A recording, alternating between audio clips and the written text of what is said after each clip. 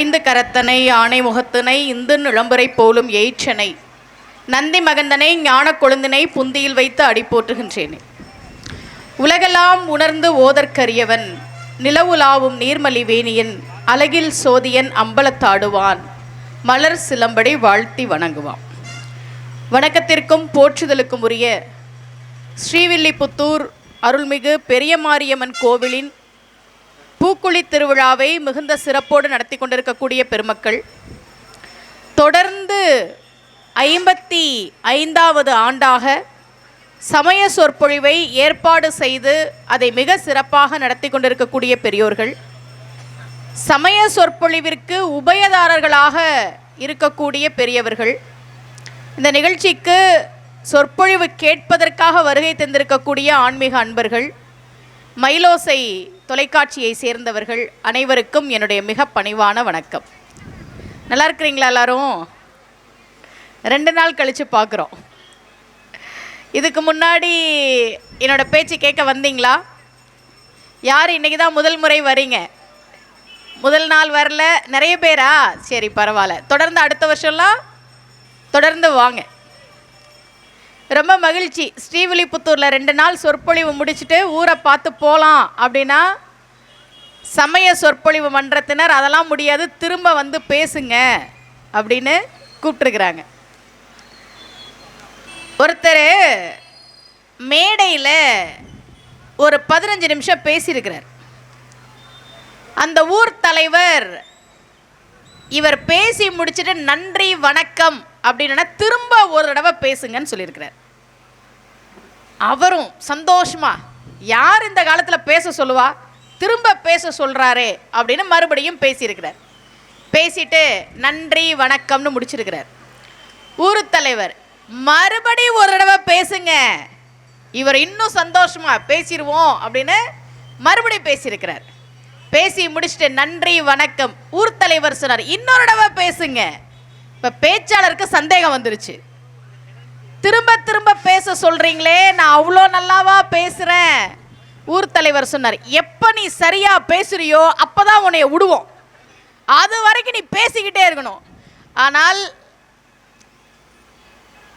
சமய சொற்பொழிவை ஏற்பாடு செய்திருக்கக்கூடிய பெரியோர்கள் நிச்சயமாக என்னை திரும்ப திரும்ப அழைத்ததற்கு காரணம், என் பேச்சின் மீதும் தமிழின் மீதும் இந்த சமூகத்திற்கு நான் எப்படியும் நல்ல கருத்துக்களை சொல்வேன் என்கிற நம்பிக்கையாலும் தான் அவர்கள் என்னை அழைத்திருக்கிறார்கள் என்பதை நான் நிச்சயம் அறிவேன். நன்றி அவங்களுக்கு. மழை வராமல் இருக்கணும்.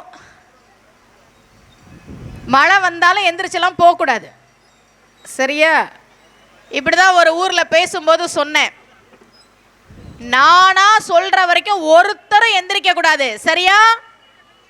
கூட்டத்திலேருந்து ஒரு அக்கா, காலையில் 4:30 மணி வரைக்கும் ஒருத்தரும் எந்திரிக்க மாட்டோம், நீங்கள் பேசுங்க.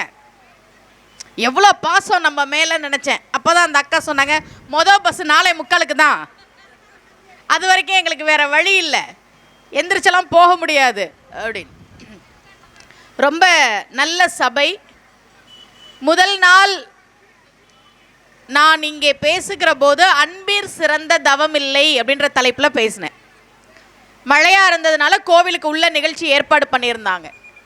2வது நாள் நல்லெண்ணெய் எல்லாம் தரும் அப்படின்ற தலைப்பில் பேசினேன்.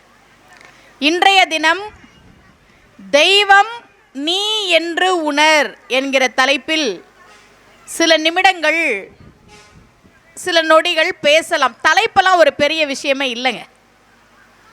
தலைப்பு என்ன வேணா இருக்கலாம், நாம் என்ன பேசுகிறோமோ அதுதான் விஷயம். அதுக்காக ஒரே விஷயத்தை எல்லா ஊர்லேயும் போய் பேசிகிட்டு இருக்க முடியாது. இப்போ மயிலோசை தொலைக்காட்சி நான் திருச்செந்தூர் மாசி திருவிழாவில் பேசும்போது வந்தாங்க, திருநெல்வேலி நெல்லையப்பர் கோயிலில் பேசும்போது வந்தாங்க, போன வருஷம் ஸ்ரீவில்லிபுத்தூருக்கு வாங்கன்னு நான் சொல்லி வந்தாங்க, இந்த வருஷம் வந்திருக்கிறாங்க.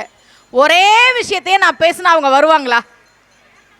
இதுக்கு எதுக்குமா நாங்கள் ஊர் ஊராக கேமரா எடுத்துகிட்டு வந்துட்டு நீங்கள் ஆரம்பத்துலேருந்து கடைசி வரைக்கும் என்ன பேசுவீங்கன்னா எங்களுக்கு தெரியுமே அப்படின்றாங்க. இது பல சமயங்களில் பிரச்சனையை ஏற்படுத்திடும். ஒரு பேச்சாளர் ஒரு ஊருக்கு போய் நூலகத்தை திறந்து வச்சு பேசினார். இந்த ஊரில் இந்த இடம் உங்களுக்காக காத்து கொண்டிருக்கிறது எங்க பேசுறார்? நூலகத்தில். இந்த ஊரில் இந்த இடம் உங்களுக்காக காத்து கொண்டிருக்கிறது. நீங்கள் அனைவரும் தவறாமல் இங்கே வர வேண்டும். நீங்கள் மட்டும் இல்லாமல் உங்கள் உறவினர்களையும் அழைத்து வர வேண்டும். ஒரு முறை நீங்கள் இதற்குள் வந்துவிட்டால் திரும்பி செல்லவே மாட்டீர்கள், இங்கேயே தங்கி விடுவீர்கள். அவ்வளோ புக்கு இருக்கான் நூலகத்தில். இப்படி பேசினாரா? அந்த பேச்சாளருடைய தொலைபேசி என்ன அந்த கூட்டத்துக்கு வந்த ஒருத்தர் வாங்கிட்டு, ஐயா எங்க ஊர்ல ஒரு நிகழ்ச்சி, நீங்க வந்து பேசணும். சரி, எந்த ஊரு? பக்கத்து ஊர் தான், வந்தரேன்னு இந்த பேச்சாளர் கிளம்பி போயிட்டார். அந்த ஊர்ல என்ன திருவிழானா மின் தகன மேடை திறப்பு விழா, நவீன சுடுகாடு திறப்பு விழா. இப்ப இவரே அதே ஸ்கிரிப்ட கையில வச்சிருக்கிறார், மக்கள்கிட்ட பேசுறாரு. இந்த இடம் உங்களுக்காகத்தான் காத்து கொண்டிருக்கிறது. எது? சுடுகாடு, மின் தகன மேடை. நீங்கள் அனைவரும் கண்டிப்பாக இங்கே வர வேண்டும். நீங்கள் மட்டும் இல்லை, உங்கள் உறவினர்களையும் அழைத்து வர வேண்டும். ஒரு முறை நீங்கள் இங்கு வந்தால் இங்கேதான் இருப்பீங்க, போகவே முடியாது. மக்கள்லாம் பயந்துட்டாங்க. அப்புறம்தான் பேச்சாளர் கேட்டார், ஓ இது மின் தகன மேடை திறப்பு விழாவா சார்? நான் தலைப்பை கவனிக்கல அப்படின்னு. தலைப்பு எதுவா இருந்தா என்ன, பேசுற விஷயம்தான் முக்கியம் இல்லையா?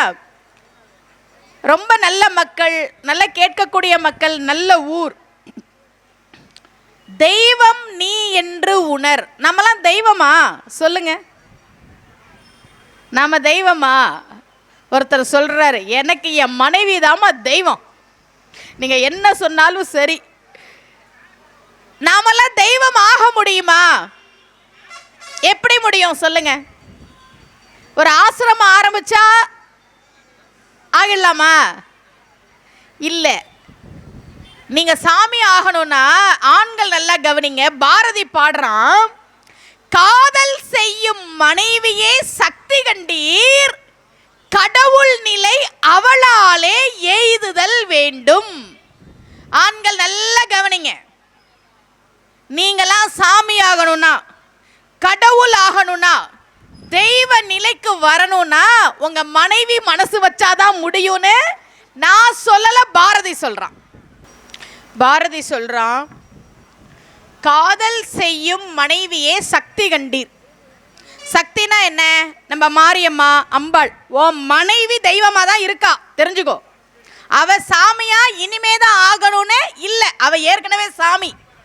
நீ சாமி ஆகணும்னா, நீ தெய்வமாகணும்னா உன் மனைவி மனசு வச்சாதான் முடியும். காதல் செய்யும் மனைவியை சக்தி கண்டீர், கடவுள் நிலை அவளாலே எய்துதல் வேண்டும். இதுல இருந்து என்ன தெரியுது? ஆண்கள்லாம் கடவுள் ஆகணும்னா யார் மனசு வைக்கணும்? மனைவி தான் மனசு வைக்கணும். ஆனா மனைவி கடவுள் ஆகணும்னா கணவன்லாம் ஒன்றும் பண்ண தேவையில்லை, அவங்க ஏற்கனவே தெய்வம் தான். இப்ப பெண்களுக்கு நிறைய விரதம் இருக்குல்ல. இப்ப சமீபமா காரடையான் நோன்பு வந்துச்சு. எதுக்கு காரடையான் நோன்பு நம்ம கொண்டாடுறோம்? பெண்கள் வீட்டுக்காரு நல்லா இருக்கணும்ன்றதுக்காக. கேத்தார கௌரி விரதம் இருக்கிறோம், வரலட்சுமி விரதம் இருக்கிறோம். இது எல்லாமே பெண்கள் கணவருக்காக இருக்கக்கூடிய விரதங்கள். மார்கழி மாசம் 30 நாளும் பாவை நோன்பு இருக்கிறாங்க திருமணம் ஆகாத பெண்கள், நல்ல கணவர் கிடைக்கணும்னு. எங்கேயாவது நல்ல மனைவி கிடைக்கணும்னு ஆண்களுக்கு ஏதாவது விரதம் இருக்கு? சொல்லுங்களேன், நான் தெரிஞ்சுக்கிறேன். எப்ப பெண்களுக்கு மட்டும்தான் விரதமா? நல்ல கணவன் கிடைக்கணுமா? வெள்ளிக்கிழமை ராகாலத்தில் போய் துர்கைக்கு விளக்கு போடு, மார்கழி மாசம் 30 நாளும் பாவை நோன்பு இரு, கல்யாணம் ஆயிடுச்சா வரலட்சுமி நோன்பு இரு, கேத்தார கௌரி விரதம் கடைபிடி, காரடையா நோன்பு பண்ணு. ஏன் பெண்களுக்கு மட்டுமே எல்லா விரதமும் இருக்கு, ஆண்களுக்கு ஒரு விரதம் கூட இல்லை?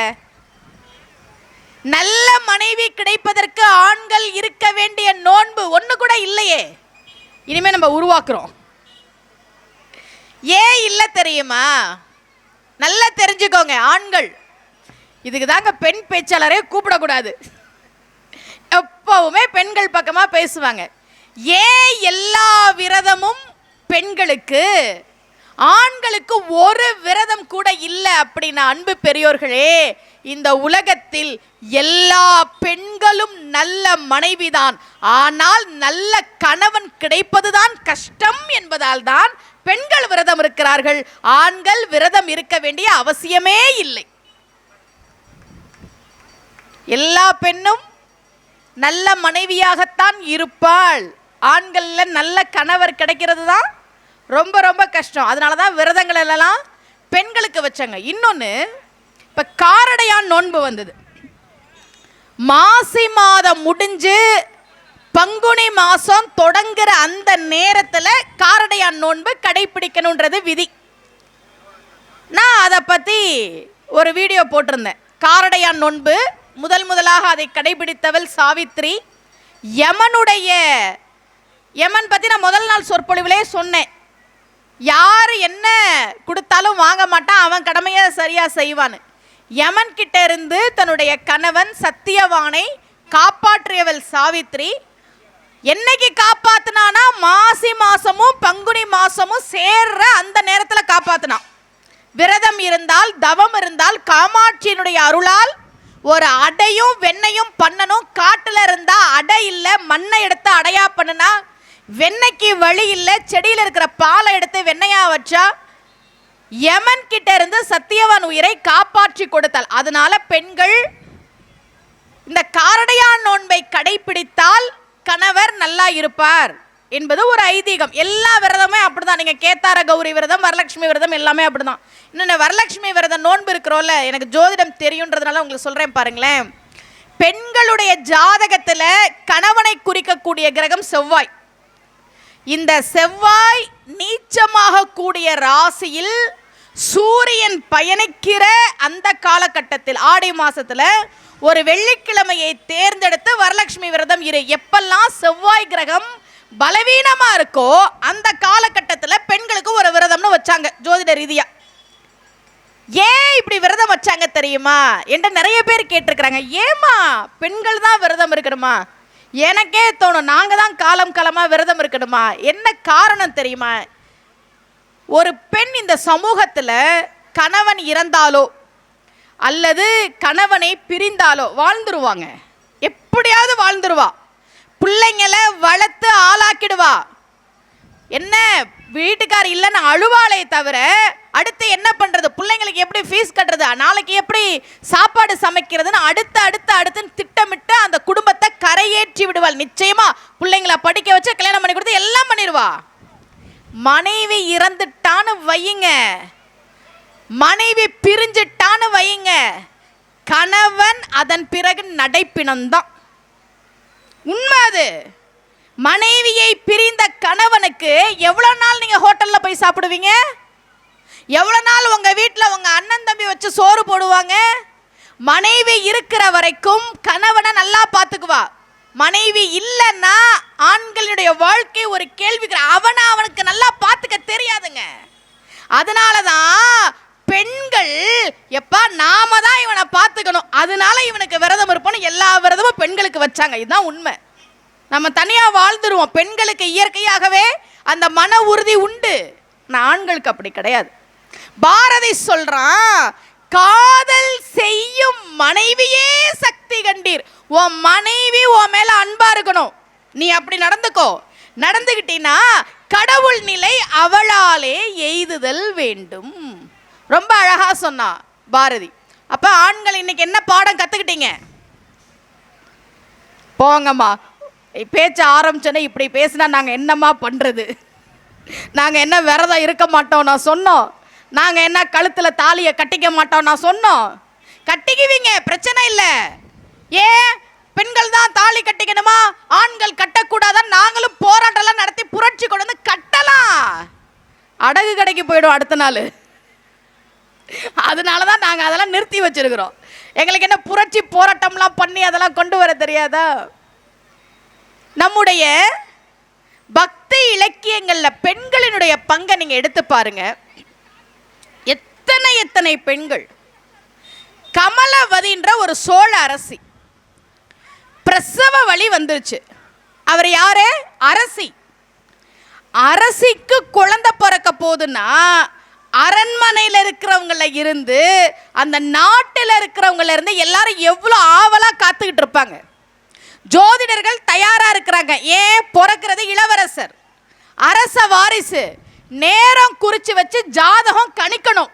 இளவரசருக்கு ஆயுள் எப்படி இருக்கு, இளவரசருக்கு என்ன ராசி, என்ன நட்சத்திரம், எந்த வயசுல அவர் போர் தொடுக்க போலாம், வெற்றி கிடைக்குமா அப்படின்னு கணிக்கிறதுக்கு ஜோதிடர்கள் பஞ்சாங்கத்தை வச்சுக்கிட்டு தயாரா இருக்கிறாங்க.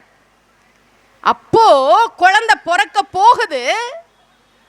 ஜோதிடர்கள் சொல்றாங்க, இந்த குழந்தை 1.5 நாழிகை கழித்து பிறந்தால், 1.5 நாழிகை கழித்து பிறந்தால் இந்த நாட்டில் நிறைய சிவ ஆலயங்களை கட்டி சிவனுக்கு தொண்டனாக இருக்கும் ஜோசியர் சொல்றாருங்க.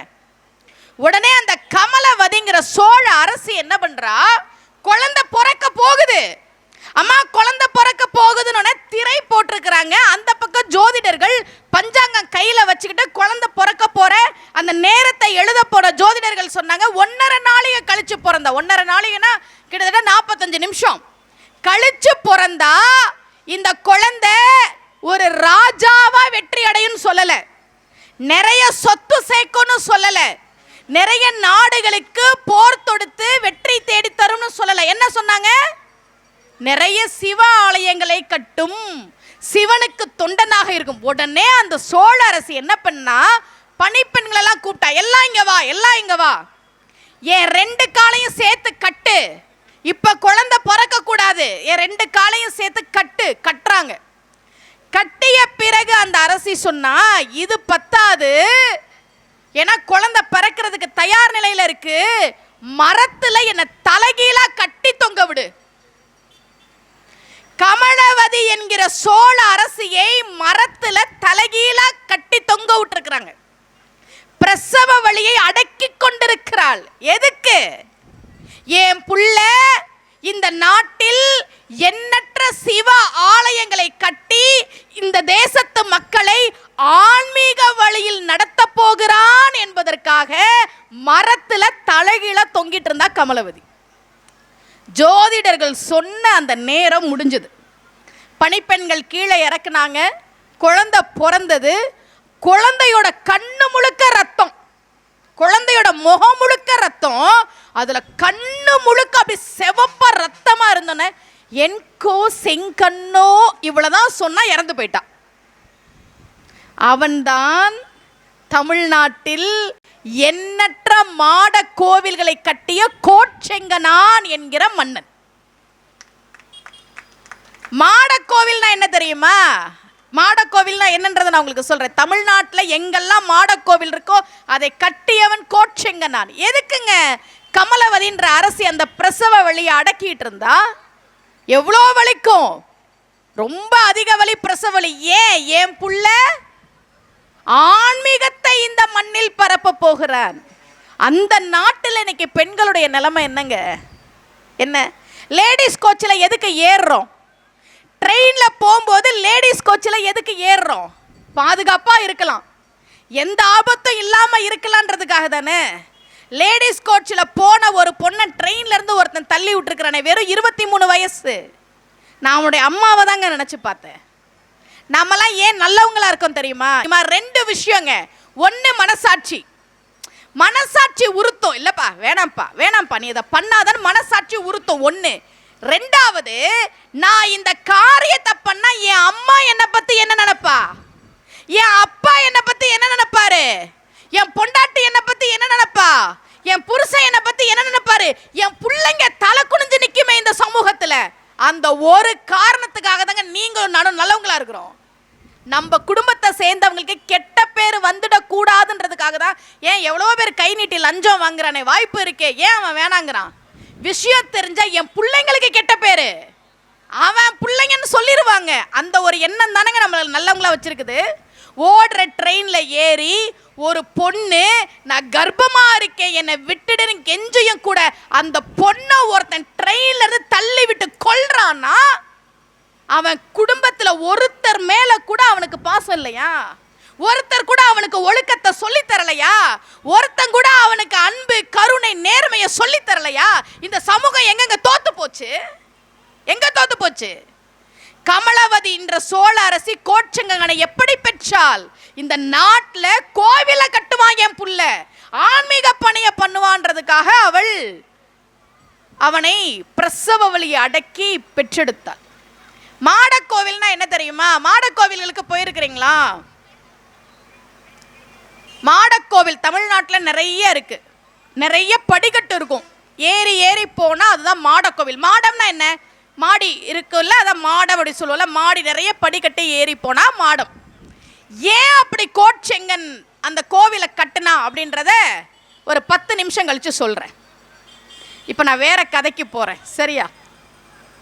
எல்லாம் சீரியல் பார்க்குற நேரமா அது? பரவாயில்ல. எனக்கு என்ன மகிழ்ச்சின்னா, முதல் நாள் நான் வந்தப்பையும் நல்ல கூட்டம், 2வது நாள் வந்தப்பையும் நல்ல கூட்டம். எவ்வளவோ விஷயங்கள் நாட்டில் இருக்கும்போது அதெல்லாம் விட்டுட்டு சமய சொற்பொழிவு கேட்பதற்காக நீங்கள் வந்திருக்கிறீங்க அப்படின்றது எனக்கு ரொம்ப ரொம்ப மகிழ்ச்சி, சரியா? ரொம்ப ஒரு நல்ல ஒரு கோவில், நல்ல மக்கள். அதுவும் மயிலோசை டிவியில் வந்து என்னை பார்த்ததா ஒருத்தர் சொன்னார், ஒரு பையன் மயிலோசை சேனல் பார்க்குறான்னா அவன் நல்லவன்றதை நம்ம முடிவு பண்ணிடலாம். ஏன்னா அவங்க பக்தி நிகழ்ச்சி மட்டும்தான் அதில் வருது. ஏங்க, ஒரு பையன் மயிலோசை பார்க்குறான்னா என்ன அர்த்தம்? அவன் ஆன்மீகத்தை விரும்புகிறான், பக்திமானா இருக்கிறான். அப்போ பொண்ணு பார்க்கும்போது மாப்பிள்ளை பையன் மயிலோசை சேனலை சப்ஸ்கிரைப் பண்ணியிருக்கானா நம்பி பொண்ணு கொடுக்கலாம். சரியா இல்லையா சொல்லுங்க? மாப்பிள்ளை பையன் இப்போ மயிலோசை ரொம்ப பாப்பாருங்க, சப்ஸ்கிரைப் பண்ணியிருக்காரு, ஓகே இந்த பையன் தான், இப்படி ஒரு பையனை தான் நாங்கள் தேடிக்கிட்டு இருக்கோம் அப்படின்னு கொடுத்துடலாம். சமய சொற்பொழிவுக்கு ஒரு பையன் வர்றான் அப்படின்னா என்ன அர்த்தம்? நிச்சயமா அவன் நல்லவனா இருக்கணும், நல்லவனா தான் இருப்பான் அப்படின்றது தான். நம்ம எல்லாரும் என்ன நினச்சிக்கிறோன்னா, நமக்கு ஏதாவது ஒன்று ஆயிடுச்சுன்னா எல்லாரும் பதறுவாங்கன்னு நினச்சிட்டு இருக்கோம். அப்படி கிடையாது. ஒருத்தர் இறந்து போயிட்டாரு, குடும்பமே உட்காந்து அழுதுட்டு இருக்கு, பட்டினத்தார் அழுகுறார். எல்லாருக்கும் ஆச்சரியம், சாமி எல்லாத்தையும் திறந்தவர், பட்டினத்தார் எல்லாத்தையும் திறந்தவர். எல்லாத்தையும் திறந்த சாமி நம்ம வீட்டில் நடந்த சாவுக்கு அழுகுறாரு. சாமி அப்படின்னு அவர்கிட்ட போய் எல்லாரும் அழுதாங்க. அவர் சொன்னாரு, டேய் நான் செத்தவனுக்காக அழுவலடா, நாளைக்கு சாக போற உங்களுக்காக அழுகுறேன்டா. நீயும் இது மாதிரிதான் சாக போற, ஆனா அது தெரியாம நீ எல்லாம் அழுதுகிட்டு இருக்கிறியே அப்படின்னு. உன்னை தெரிஞ்சுக்கங்க, நம்ம நினைச்சுக்கிறோம் நம்ம பெரிய ஆளு, நம்ம இறந்துட்டோம்னா அவ்வளோதான் தத்தளிச்சிருவாங்க. அப்பெல்லாம் எதுவுமே கிடையாதுங்க. ஒருத்தன் ஒரு சாமியார்கிட்ட போய் சொன்னான், நான் ஸ்ரீவில்லிபுத்தூர் பெரிய மாரியம்மன் கோவில் சொற்பொழிவுக்கு போனேன், அங்கே சுமதி ஸ்ரீன்னு ஒரு அம்மா பேசினாங்க. இந்த சமய சொற்பொழிவு மன்றத்தினர் தான் கூட்டிகிட்டு வந்தாங்களாம். இந்த காளீஸ்வரன் ஐயா, சுப்பிரமணிய ஐயாலாம் கூட்டிகிட்டு வந்திருக்கிறாங்க. அவங்க பேசும்போது சொன்னாங்க, நீங்களாம் நினச்சிட்டு இருக்கிறீங்களா நீங்கள் இறந்துட்டா எல்லாரும் உங்களையே நினச்சி அழுதுட்டு இருப்பாங்களா? அப்பெல்லாம் கிடையாது, அடுத்த நிமிஷமே அவங்க வேலையை பார்க்க போயிடுவாங்கன்னு அந்த அம்மா சொன்னாங்க. எனக்கு இதை டெஸ்ட் பண்ணி பார்க்கணுன்னு ஆசை. நீங்கள் தான் சாமி உதவி பண்ணணும், நான் என்னடா பண்ணணும்? இல்லை நான் கொஞ்சம் சாகிற மாதிரி நடிக்கிறேன், என் வீட்டில் என்ன நடக்குதுன்னு நான் தெரிஞ்சுக்கணும் சாமி, அதை வேணா நம்ம மயிலோசை சேனலை வர சொல்லி கவர் பண்ணி நான் அப்புறம் போட்டு பார்த்துக்கிறேன். அதில் சரிடா, நான் உனக்கு ஒரு உதவி பண்ணுறேன், ஒரு மருந்து தரேன், நீ அதை வாயில் வச்சு சாப்பிடு, நீ அடுத்த அரை மணி நேரத்துக்கு எந்திரிக்க மாட்டேன். எந்த டாக்டர்கிட்ட போனாலும் இதய துடிப்பு நின்றுச்சுன்னு தான் சொல்லுவாங்க. என்ன நடக்குதுன்றத உனக்கு தெரியாது. அரை மணி நேரம் கழிச்சு நான் வந்து எழுப்புவேன், ஓங்கி ஒரு அடி அடிப்பேன், நீ முடிச்சிருவேன். அப்போ அவங்க உன்னை சுற்றி பேசுகிறதெல்லாம் கேட்கும், நீ தெரிஞ்சுக்க. இவன் சொன்னான், என் பொண்டாட்டி என்னை நினச்சி அழுவா சாமி, என் பையன் என் காலை கட்டி பிடிச்சிட்டு கதறுவான் சாமி, என் பொண்ணு அப்பா அப்பான்னு துடிப்பா சாமி. டே, முதல்ல நம்ம திட்டத்தை போடுவோம், அப்புறம் பார்ப்போம். சரின்னு அந்த மாத்திரையை போட்டுட்டு அவன் படுத்துட்டான். அரை மணி நேரத்தில் ஏதோ நடந்துருச்சுன்னு சொந்தக்காரங்க தாரை தப்பட்டை எல்லாம் வந்தாச்சு, எல்லாரும் அழுகுறாங்க. இவருக்கு தெரியல, ஏன்னா அரை மணி நேரம் கழிச்சு சாமியார் வந்து ஓங்கி ஒரு அடி அடிச்சாதானே இவர் முழிப்பாரு. சாமியார் வர்றதுக்கு லேட் ஆயிடுச்சு. ஸ்ரீவில்லிபுத்தூருக்குள்ள நுழையிறாரு, மழை பெய்யுது. ஸ்ரீவில்லிபுத்தூர்ல மழை, சாமியார் பார்த்தார். சரி ஒரு 10 நிமிஷம் கழிச்சு போவோமேன்னு அவர் ஒரு மலைக்கு ஒதுங்கிட்டார் ஒரு இடத்துல. இப்போ பணத்தை தூக்கிட்டு வீட்டில இருந்து வெளியில வந்தாங்களா, முன்னாடி 2 பேர் தூக்குவாங்களா, அதுல ஒருத்தன் அங்க ஒரு தூண் இருந்துச்சு, அந்த தூண்ல போய் இப்படி இடிச்சிட்டான். எல்லாரும் பதறினாங்க. ஐயோ ஐயோ, இடிச்ச வேகத்துல இவன் முழிச்சிட்டான். ஏன்னா சாமியார் என்ன சொன்னாரு, நான் அடிச்சா உனக்கு முழிப்பு வந்துருனாரா, தூண்ல இடிச்சோன்னு இவன் எந்திரிச்சு உக்காந்துட்டான். எந்திரிச்சு உக்காந்துட்டு மனைவி அங்கிட்டு ஓடிட்டா, பையன் ஓடிட்டா, எல்லாரும் பணத்தை டப்புன்னு போட்டுட்டு எல்லாரும் ஓடிட்டாங்க. இவன் எந்திரிச்சு, நான் சாகல, நான் உயிரோட தான் இருக்கிறேன். பையன் சொன்னான், அமெரிக்கால இருந்து லீவ் போட்டுட்டு வந்தது வேஸ்டா போச்சுப்பா. அவன் கவலை அவனுக்கு. ஏங்க நீங்க இன்னும் சாகலையாங்க? இல்லம்மா, இப்பதான் சாமியார் வரார், நீங்க செத்துட்டீங்கன்னு நினைச்சேங்க அப்படின்னு மனைவி அழுகுறா, பையன் புள்ள எல்லாரும் அழுகுறாங்க. இவனுக்கும் அழுகையா வருது. அடுத்த நாள் சாமியார்ட்ட பேசினா, பாத்தீங்கல்ல எல்லாரும் என் மேல எவ்வளவு பாசம் வச்சிருக்கிறாங்க, இந்த சுமதி ஸ்ரீ அம்மா சொன்னது பொய்ங்க. சாமியார் சொன்னார், டே நான் லேட்டா வந்துட்டேன்டா, அதனால உனக்கு ஒன்றும் விஷயம் தெரியல, இந்த வாரம் கரெக்டா வந்துடுற, என்ன நடக்குதுன்னு பாரு.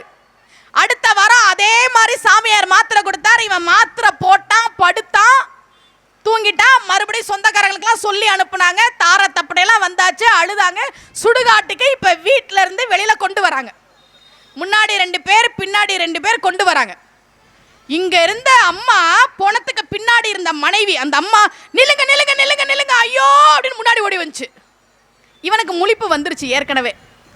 நம்ம பொண்டாட்டி பாரு, வீட்டை விட்டு போறோம், மனசு கேட்காம எப்படி துடிக்கிறா, இந்த சாமியார் வரட்டும். இப்ப பொண்டாட்டி சொன்ன, ஏங்க தயவு செஞ்சு இந்த தூண்ல இடிச்சிடாதீங்க, அத சொல்லதான் வேகமா ஓடி வந்து, நீ தூண்ல இடிச்சு மறுபடியும் எந்திரிச்சிட்டு வச்சுட்டாரு பையி. எந்திரிச்சிட்டாருன்னா நாளை காலை என்ன டிஃபன் வைக்க போற, மதியானம் என்ன சமைக்க போற, எனக்கு 2 காய் வேணும், நைட்டுக்கு அடை ஊத்தும்பாரு, அதனால இடிக்காம பத்திரமா கொண்டு போய் எரிச்சிடுங்கடா. அவன் கேட்டான், இல்ல நம்ம இப்படியே படுத்துக்கிறதா நமக்கு நல்லது, இதுக்கு மேல எந்திரிச்சு நம்ம மரியாதையை நம்ம காப்பாத்திக்குவோம். இதுதாங்க உலகம். பட்டினத்தார் அதை தான் பாடினார். நீ நினைச்சிட்டு இருக்கிற நீ இறந்து போயிட்டா எல்லாரும் உனக்காக அழுவாங்க நினைச்சிட்டு இருக்கிற, அப்படி இல்லப்பா, யாருமே உன்னை நினைக்க மாட்டாங்க அப்படின்னு பாடினார். வாழ்க்கையில எது நிலையானது தெரியுமா? நாம செய்யற புண்ணிய காரியம் மட்டும்தான் நிலையானது. எது நம்ம கூட வரும் அப்படின்னா, நாம செய்த புண்ணியம் மட்டும்தான் கூட வரும். கண்ணப்ப நாயனார் கதையில கண்ணப்பன் வேட்டைக்கு போறார். அவர் இளவரசர். கூட வந்த எல்லாரும் நேரம் போக போக போக போக ஆளுக்கு ஒரு பக்கமா விலகி ஓடிட்டாங்க. 2 பேர் தான் கூட வந்தாங்க. ஒருத்தன் பேரு நாடன், ஒருத்தன் பேரு நாணன், இன்னொருத்தர் பேர் காடன். சேக்கிழார் இத பெரிய புராணத்துல ரொம்ப அழகா எழுதுறார். கண்ணப்பன் கூட மட்டும் இல்ல, உங்க கூடயும் ஏன் கூடயும் அந்த 2 பேர் மட்டும் தான் கூட வருவாங்க. பேர் என்ன? நாணன். இன்னொருத்தர் பேர் என்ன? காடன். பேர் என்ன சொல்லுங்க பாபம்? நாணன், காடன். இவங்க 2 பேர் தான் எப்படி கண்ணப்பன் வேட்டைக்கு போனப்போ கடைசி வரைக்கும் கூட வந்தாங்களோ, அது மாதிரி உங்க கூடயும் ஏன் கூடயும் வருவாங்க. இதுல நாணன் யாரு தெரியுமா? நாம செய்த புண்ணிய காரியங்கள். காடன் யாரு தெரியுமா? நாம செய்த பாவ காரியங்கள். அதுல எப்படி பேர் வச்சாரு பாருங்க. நாம செஞ்ச புண்ணியம் கம்மியா இருக்குமா, குறைவா இருக்குமா. அதனால ஐயோ இந்த படுபாவி என்ன கொஞ்சமா பண்ணிருக்கிறானேன்னு அது நாணி நிக்குமா, அதனால அதுக்கு பேரு நாணன். நாம செஞ்ச பாவம் பெருசா காடு மாதிரி அளவே இல்லாம விரிஞ்சிருக்குமா, அதனால அதுக்கு பேரு காடன். கடைசியில யாரும் வரமாட்டாங்க. யாரு வருவா? புண்ணியம்தான் வரும். ஆனா அந்த புண்ணியத்தையும் நீ கொஞ்சமா பண்ணிருக்கிறியப்பா, அந்த புண்ணியத்தை நிறைய பண்றதுக்கு தான் என்ன பண்ணணும்னு சொன்னாங்க? கோயிலுக்கு வரணும், சாமி கும்பிடணும். ரொம்ப அழகா பட்டினத்தார் சொல்றார், கட்டி அணைத்திடும் பெண்டிரும் மக்களும் கால தச்சன் வெட்டி முறிக்கும் மரம் போல் சரீரத்தை வீழ்த்தி விட்டால் கொட்டி முழக்கி அழுவார், மயானம் குறுகி அப்பால் எட்டி அடி வைப்பரோ இறைவா கட்சி ஏகம்பனே. என்னை விட்டு போறியே என்னை விட்டு போறியேன்னு அழுவாங்கப்பா, ஆனா யாரு கூட வருவா அப்படின்னு பாடினார் பட்டினத்தார். யாராவது உயிரை கொடுப்பாங்களா? கொடுக்கலாம் மாட்டாங்க. அப்ப எது நிரந்தரம் என்றால் எது நிரந்தரம்? இறைவன் தான் நிரந்தரம். நிறைய பேருங்க என்கிட்ட ஒரு கேள்வி கேட்குறாங்க, ஏம்மா இந்த உலகத்தில் இவ்வளோ பாவங்கள் இருக்கு, ஏன் கடவுள் அந்த பாவத்தெல்லாம் பார்த்துக்கிட்டு சும்மா இருக்கிறான்? நம்ம கலிகாலத்தில் இருக்கிறோம். கலிகாலம்னா என்ன தெரியுமா? 4 யுகங்கள் இருக்குல்ல. முதல் யுகத்தில் எல்லாருமே நல்லவர்கள், எல்லாரும் நல்லவர்கள். இரண்டாவது யுகத்தில் நல்லவர்கள் 75% பேர், கெட்டவர்கள் 25% பேர். அடுத்த யுகத்தில் பாதி பாதி, நல்லவர்கள் 50, கெட்டவர்கள் 50. கலியுகத்தில், கலியுகம் எப்போ தொடங்குச்சுன்னு ஒரு கணக்கு சொல்கிறாங்க. மகாபாரத காலத்துக்கு பின்னாடி, அந்த கடைசி காலத்தில் கலியுகத்தில் நல்லவங்க 1%, தீயவர்கள் 99%. எல்லாரும் கேட்குறது, ஏன் கடவுள் இவ்வளோ பாவம் உள்ள உலகமா இதை படைச்சிருக்கிறார்? அப்பர் சுவாமிகள் பாடினாரு, கடவுள் பாவம் நிறைந்த உலகமா இதை படைக்கலடா, அவன் நல்ல உலகமா தான் படைச்சான், நீங்க தாண்டா பாவத்தை கத்துக்கிட்டீங்கன்னு பண்ணார். ரொம்ப அழகா பண்ணார். பண்ணிய உலகினில் பயின்ற பாவத்தை நன்னி நின்று அறுப்பது நமச்சிவாயமேனர். அவர் நல்ல உலகமா தான் படைச்சாரு, நீதான் பொய்யினா என்ன, திருட்டுனா என்ன, ஏமாத்துறதுனா என்னன்றத நீ கத்துக்கிட்ட, இப்பவும் ஒண்ணு தப்பு இல்ல. அந்த பாவத்தை போக்கக்கூடியது எது தெரியுமா? நமச்சிவாயங்கிற மந்திரம் அப்பர் சுவாமிகள் பாடுற. இந்த பண்ணிய உலகினில் பயின்ற பாவத்தை பாட்டு இருக்குல்ல, இததான் பாரதி அக்குனி குஞ்சொன்று கண்டேன் எழுதுனான். பாரதியோட பாட்டு தெரியும்ல, சொல்லுங்க பாப்போம். அக்குனி குஞ்சொன்று கண்டேன் முழுசா சொல்லுங்க. யாராவது மாணவிகள், மாணவர்கள், தாத்தா கூட சொல்லலாம். சொல்லுங்க, நான் கொஞ்ச நேரம் ரெஸ்ட் எடுத்துக்கிறேன். போனை எடுத்த கூகுள்லாம் பார்க்க கூடாது. யாருக்கு தெரியும் ஃபுல்லா? எனக்கு முழுசா தெரியும் அந்த பாட்டு. சரி, நானே சொல்றேன். அக்குனை குஞ்சொன்று கண்டேன், ஆங்கொரு காட்டில் பொந்திடை வைத்தேன், வெந்து தணிந்தது காடு, வெந்து தணிந்தது காடு, தழல் வீரத்தில் குஞ்சென்று மூப்பென்று உண்டோ, தத்தர்கிட தத்தர்கிட தித்தோம். இதுதான் பாட்டு. இந்த அக்குனி குஞ்சொன்று கண்டேன், அங்க ஒரு காட்டில் பொந்திடை வைத்தேன், வெந்து தணிந்தது காடு, இதை இந்த வரியை எங்க இருந்து பாரதி எடுத்தானா? நம்ம அப்பர் சுவாமிகளோட இப்ப நான் சொன்னேன்ல இந்த தேவார பாட்டு. விண்ணுற அடுக்கிய விறகின் வெவ்வழல், என்னில் என்ன ஒண்ணுமே இல்லை, விண் வரைக்கும் நாங்க விறகு அடுக்கி வச்சோம். விண்ணுற அடுக்கிய விறகின் வெவ்வழல், எண்ணெய் ஒண்ணுமே இல்லாம போச்சுப்பா, ஒன்றும் இல்லை. பண்ணிய உலகினில் பயின்ற பாவத்தை நன்னி நின்றறுப்பது நமச்சிவாயமே. நம்முடைய கவிஞர்கள்லாம் ஒவ்வொருத்தரும் எப்பப்பயோ படிச்சது, நம்ம ராமாயணத்தில் இருக்கிறது, மகாபாரதத்தில் இருக்கிறது, இதைத்தான் பின்னாடி பாடல்களா நமக்கு இன்னும் சுருக்கி கொடுத்தாங்க. கண்ணதாசன் வண்ணம் வண்ணம்னு ஒரு பாட்டு எழுதினார். அதை சொல்லுங்க பாப்பா, யார் நல்லா பாடுவீங்க பாடுங்க. இப்ப சூப்பர் சிங்கர் போட்டி வைக்கிறோம். வண்ணம் வண்ணம்னு ஒரு பாட்டு எழுதினார்ல, அந்த பாட்டு பாடுங்க. எல்லாரும் சேர்ந்து பாடுங்க பாப்போம்.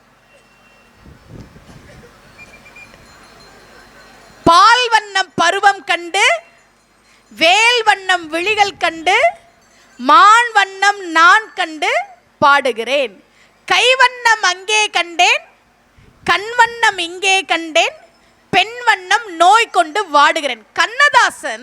கண்ணதாசனுடைய அர்த்தமுள்ள இந்து மதெல்லாம் படிக்கணும். கடவுளே இல்லைன்னு மேடை மேடையா பேசினவங்க கண்ணதாசன். அவருடைய தலையெழுத்து என்னவா இருந்திருக்கு பாருங்க. மேடையில ஏறி கடவுளை திட்டிய கண்ணதாசன், மேடையில ஏறி கம்பராமாயணத்தை திட்டுவதற்காக கம்பராமாயணத்தை படித்த கண்ணதாசன் அர்த்தமுள்ள இந்து மதம் புக்கு எழுதினார். ஏன்னா நம்ம மதத்தோட சிறப்பை நாம உணர்ந்துக்கிட்டோம்னா நாம தப்பா பேச மாட்டோம். இந்த கண்ணதாசனுக்கு போறதுக்கு முன்னாடி இன்னொரு செய்தி சொல்றேன். சிவபெருமானை பத்தி ரொம்ப ரொம்ப ஆபாசமான ஒரு கதை சொல்லப்படுதுங்க. நான் பல மேடைகள் அதுக்கு விளக்கம் சொல்லியிருக்கேன், உங்களுக்கும் சொல்லிட்டு போறேன். ஒரு கதை சொல்றாங்கல்ல, ஊர்த்துவ தாண்டவம். சிவபெருமானும் காளியும் நடனம் ஆடினாங்க, போட்டி நடந்தது. சிவபெருமான் தன்னுடைய காலை தூக்கி தலையில வச்சார், தான் ஒரு பெண், அதனால அப்படி பண்ண முடியாதுன்னு காளியாகிய பார்வதி வெட்கப்பட்டு நின்னால்.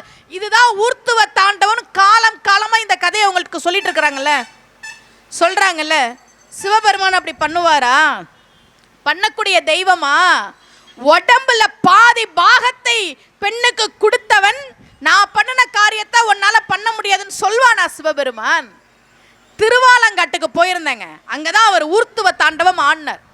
அங்க 2 பாட்டி உட்காந்து இந்த கதையை பேசிட்டு இருக்குது. பாட்டி சொல்லுது, தெரியுமா சிவபெருமானு காலை தூக்கி தலையில வச்சாராம். என்ன இருந்தாலும் இந்த பார்வதி ஒரு பொம்பளை அப்படி பண்ண முடியுமா? வெக்கப்பட்டு தோத்து போய் நின்னாலாம். நான் கூப்பிட்டேன் பாட்டிய, பாட்டி ஒரு கதை பேசலாமா? என்னமோ கதை சொன்னியே, நீ பாத்தியா பாட்டி? இந்த பாட்டிங்கெல்லாம் நம்ம சரியா சொன்னா கூட ஏத்துக்க மாட்டாங்க. அப்படி ஒரு வைராக்கியம் இந்த பாட்டிங்களுக்கெல்லாம். இன்னைக்கு நான் விளக்கம் கொடுக்குறேன் பாருங்க. நம்ம மதத்தினுடைய, நம்ம சைவ சமயத்தினுடைய, நம்ம தெய்வங்களுடைய சிறப்பு நமக்கே தெரியல. அதனாலதான் மற்றவங்க கிண்டல் பண்ணும்போது நம்மளால பதில் சொல்ல முடியல. கோயம்புத்தூர்ல பன்னிமடைன்னு ஒரு ஊர் இருக்கு. ஊர் பேர் என்ன? அந்த ஊர்ல பிறந்தவங்க எங்க ஊரு பேரு பன்னிமடைன்னு சொல்றதுக்கு எவ்வளவு வெக்கப்படுவாங்க தெரியுமா? அவங்க வெக்கமே படலனாலும் சுத்தி இருக்கலாம். ஐய பன்னிமடையா, உன் ஊரு பன்னிமடையா, எப்படியெல்லாம் கிண்டல் பண்ணியிருப்பாங்க. ஆனா அந்த ஊரோட உண்மையான பேர் என்ன தெரியுமா? பன்னீர்மடை. என்ன பேரு? பன்னீர் போல நீர் பாய்கிற ஊர் அப்படின்றதுனால அதுக்கு பேரு பன்னீர்மடை. பன்னீர்மடைய பன்னிமடையா இவன் ஆக்கிட்டான். உன் ஊரு பன்னிமடையா, உன் ஊரு பன்னிமடையான்னு சொல்லும்போது, டே என் ஊரு பன்னிமடை இல்லடா, அது பன்னீர்மடைன்னு இவனுக்கு சொல்ல தெரியல. அதே மாதிரிதான் நம்முடைய தெய்வங்களை எல்லாம் யார் யாரோ கிண்டல் பண்ணும்போது என் தெய்வம் அப்படி இல்லடான்னு நமக்கு சொல்ல தெரியல. இப்போ உங்களுக்கு விளக்கம் கொடுக்குறேன் பாருங்களேன். எப்படிங்க? சிவபெருமானும் காளியும் ஆடினாங்க, அப்படிதானே? போட்டி நடந்தது, இதுதானே கதை. சிவபெருமானும் காளியும் ஆடினாங்க. ஆனா அது போட்டி இல்லை. 2 பேரும் ஒன்னா சேர்ந்து ஒரே உடம்பா அர்த்தநாரீஸ்வரராக அவர் அந்த நடனத்தை ஆடினார். யாரு சொல்றா? யாரு சொல்றா? திருப்புகள்ல அருணகிரியார் சொல்றார். அருணகிரியார் சொல்றார், அதல சேடனார் ஆட, அகில மேரு மீதாட, அபினக்காளி தானாட, அவளோடு அன்று அதிர வீசி வாதாடும் விடையில் ஏறுவார் ஆட, அருகுபூத வேதாளம் அவையாட, மருவு வானுலர் ஆட, மதியாட, மலரில் வேதனார் ஆட, வனஜ மாமியார் ஆட, நெடிய மாமனார் ஆட, மயிலும் ஆட நீயும் ஆடி வரவேணும். இதுதான் திருப்புகள். இது திருப்புகள். எங்க பாடுறாரு? திருவண்ணாமலையில அருணகிரியார் பாடுற. இது ஒரு பக்கம் இருக்கட்டும். அதுல ஒரு வரி வருதுல, அபின காளி தானாட. இதுதான் ஊர்த்துவ தாண்டவம் பத்தி நாம தப்பா புரிஞ்சிட்டு இருக்கிறதுக்கான விளக்கம் நண்பர்கள். இதுதான் விளக்கம். சிவபெருமானும் காளியும் நடனமாடினார்கள். சிவபெருமான் காலை தூக்கி தலையில் வைத்தார். காளியால அப்படி பண்ண முடியல, அவள் வெட்கி நின்றாள். இது ஊர்த்துவ தாண்டவம்னு தப்பா சொல்லிட்டு இருக்கிறாங்க. உண்மையான விளக்கம் என்ன தெரியுமா? அருணகிரியார் திருப்புகள்ல சொல்றார். ரொம்ப அழகான பாட்டு. அபினக்காளி தானாட அந்த வரியை எடுத்துக்கங்க, சரியா? அபினம்னா என்ன தெரியுமா? பின்னம்னா என்ன? பிரிகிறது. கோவில்ல சிலை உடைஞ்சிருச்சுன்னா என்ன சொல்லுவோம்? பின்னம் ஆயிருச்சுன்னு சொல்லுவோம். அப்ப பின்னம்னா பிரிகிறது, அபினம்னா சேர்ந்து இருக்கிறது. விஷயம் புரியுதா உங்களுக்கு? என்ன சொல்றார்? அபினக்காளிங்கிறார். பின்னம்னா பிரிய, ஒரு சிலை உடைஞ்சிருச்சுன்னு வச்சுக்கோங்களேன், பின்னம் ஆயிருச்சுப்பா அப்படிம்பாங்க. பின்னம்னா பிரிகிறது, அபினம்னா சேர்றது. அருணகிரியார் பாடுறார் திருப்புகள்ல, அதல சேடனார் ஆட, அகிலமேரு மீதாட, அபினக்காளி தானாட, அவளோடு அன்று அதிர வீசி வாதாடும் விடையில் ஏறுவார் ஆட, மருவு வானுலோர் ஆட, அருகுபூத வேதாளம் ஆட, மலரில் வேதனார் ஆட, வனஜ மாமியார் ஆட, நெடிய மாமனார் ஆட, மயிலும் ஆட நீயும் ஆடி வரவேணும். இந்த அபினக்காளி தானாட, பின்னம்னா பிரிஞ்சிருக்கிறது, அபினம்னா சேர்ந்திருக்கிறது. அப்போ சிவபெருமானும் காளி தேவியும் ஒன்னா சேர்ந்து நடனம் ஆடினாங்கன்ற விஷயம் நமக்கு புரியுதா?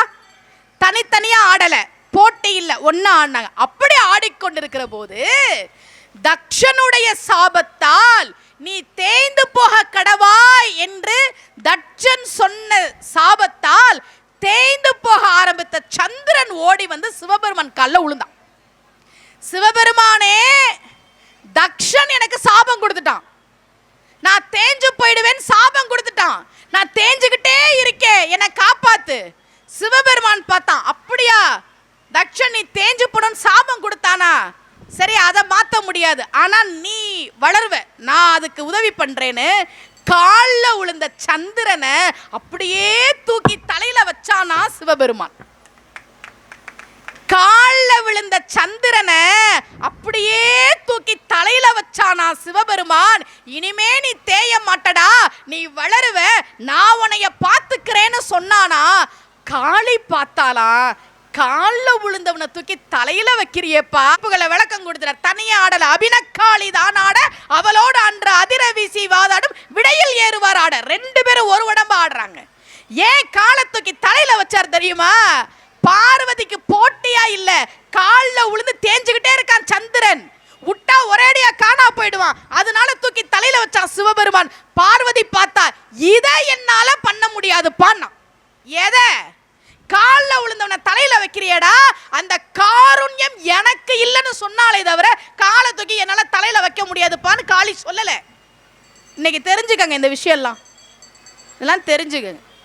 எவ்வளவு விஷயங்கள் நம்முடைய புராணங்கள்ல நமக்கே தெரியாம மற்றவங்க அதை கிண்டல் பண்ணும்போது அதுக்கு விளக்கம் சொல்ல தெரியாம நம்ம இருக்கிறோம். ராமன் ஏன் சீதையை தீக்குளிக்க சொன்னார்? அவனெல்லாம் ஒரு தெய்வமா? நீங்க ராமாயணம் எழுதினவர் அந்த காட்சி இல்லாம எழுதியிருக்க முடியுமா இல்லையா? வால்மீகி அந்த காட்சி இல்லாம எழுதியிருக்க முடியுமா இல்லையா? துளசிதாசரும் கம்பனும் அந்த காட்சி இல்லாம எழுதியிருக்க முடியுமா இல்லையா? ஏன் ராமாயணம் படிக்கணும், ஏன் மகாபாரதம் படிக்கணும்னா வாழ்க்கை தத்துவங்கள் அதுல இருக்கு. இன்னைக்கு நீ நல்லவனு நம்புறல்ல, அவன் தான் நாளைக்கு உன் முதுகுல குத்துவான். அப்ப நீ நினைக்கணும், ராமனுக்கே அப்படிதான்டா நடந்துச்சு, கஷ்டம் வந்தா நான் மீண்டு வந்துருவேன். இந்த நம்பிக்கையை உங்களுக்கு புராணங்கள் கொடுக்கும். இப்ப கண்ணதாசனுக்கு வரேன், கரெக்டா வந்துட்டனா? பஸ் அங்க சுத்தி எங்க போனாலும் கரெக்டா பைபாஸ்ல வந்து மறுபடியும் ரூட்டை பிடிச்சிடும். கண்ணதாசன் வண்ணம் வண்ணம்னு பண்ணாரா? பால் வண்ணம் பருவம் கண்டு, வேல் வண்ணம் விழிகள் கண்டு, மான் வண்ணம் நான் கண்டு பாடுகிறேன், கைவண்ணம் அங்கே கண்டேன், கண் வண்ணம் இங்கே கண்டேன், பெண் வண்ணம் நோய் கொண்டு வாடுகிறேன். இந்த வண்ணம் வண்ணம் வண்ணம்னு கண்ணதாசன் எழுதுனதுக்கு என்ன காரணம் தெரியுமா? கம்பனை படிக்கிறான் கண்ணதாசன், கம்பன் எழுதுறான், இவ்வண்ணம் நிகழ்ந்த வண்ணம் இனி இந்த உலகுக்கெல்லாம் உய்வண்ணம் அன்றி மற்றோர் துயர் வண்ணம் வருவதுண்டோ, மைவண்ணத்து அரக்கி போரில் மழை வண்ணத்து அண்ணலே, உன் கைவண்ணம் அங்கு கண்டேன், கால்வண்ணம் இங்கு கண்டேன். இத படிச்சாரு கண்ணதாசன். வண்ணம் வண்ணம்னு கம்பன் அழகா எழுதியிருக்கிறானேப்பா. இதை நம்ம சினிமால கொண்டு வருவோன்னு எழுதுனதுதான் பால் வண்ணம் பருவம் கண்டு. கம்பன் இந்த வண்ணத்தை எங்க இருந்து எடுத்தான் தெரியுமா? ஆழ்வார்ல இருந்து எடுத்தான். முன்னை வண்ணம் பாலின் வண்ணம் முழுதும் நிலை நின்ற பின்னை வண்ணம் கொண்டல் வண்ணம், வண்ணம் என்னும் கால் பொன்னின் வண்ணம் புரையும் திருமேனி இன்ன வண்ணம் என்று காட்டும் இந்தலூரீரே. கம்பன் அந்த வண்ணத்தை படிச்சான். ஆழ்வார் வண்ணம் வண்ணம் எழுதியிருக்கிறாரேன்னு அவன் கம்பன்ல எழுதினான். இதுக்கெல்லாம் முந்தின வண்ணம் சேரமான் பெருமாள் நாயனார் பாடின பொன்வண்ணத்து அந்தாதி. பொன்வண்ணம் எவ்வண்ணம் அவ்வண்ணம் மேனி பொழிந்திலங்கும், மின்வண்ணம் எவ்வண்ணம் அவ்வண்ணம் வீழ் சடை, வெள்ளிக்குன்றம் தன்வண்ணம் எவ்வண்ணம் அவ்வண்ணம் மால் விடை, தன்னை கண்ட என் வண்ணம் எவ்வண்ணம் அவ்வண்ணம் ஆகிய ஈசனாருக்கே. இந்த வண்ணம்ன்றத சேரமான் பெருமாள் நாயனார் பாடி, ஆழ்வார் பாடி, கம்பன் பாடி, கண்ணதாசனும் பாடியிருக்கிறான். கண்ணதாசனும் பாடியிருக்கிறான். அன்னைக்கு முதல் நாள் சொற்பொழிவில் நான் சொன்னல, நல்லை அல்லை நல்லை அல்லைன்னு ஒரு சினிமா பாட்டு வந்திருக்கு. அது கைகேயி கூனிய பார்த்து சொல்ற வார்த்தை, நல்லை அல்லை நல்லை நல்லை அல்லை. புராணங்கள்ல இருந்து இலக்கியங்கள்ல இருந்து நமக்கு கொடுத்துருக்காங்க. கண்ணதாசன் கடவுளே இல்லை என்று மேடை மேடையாக பேசியவர்.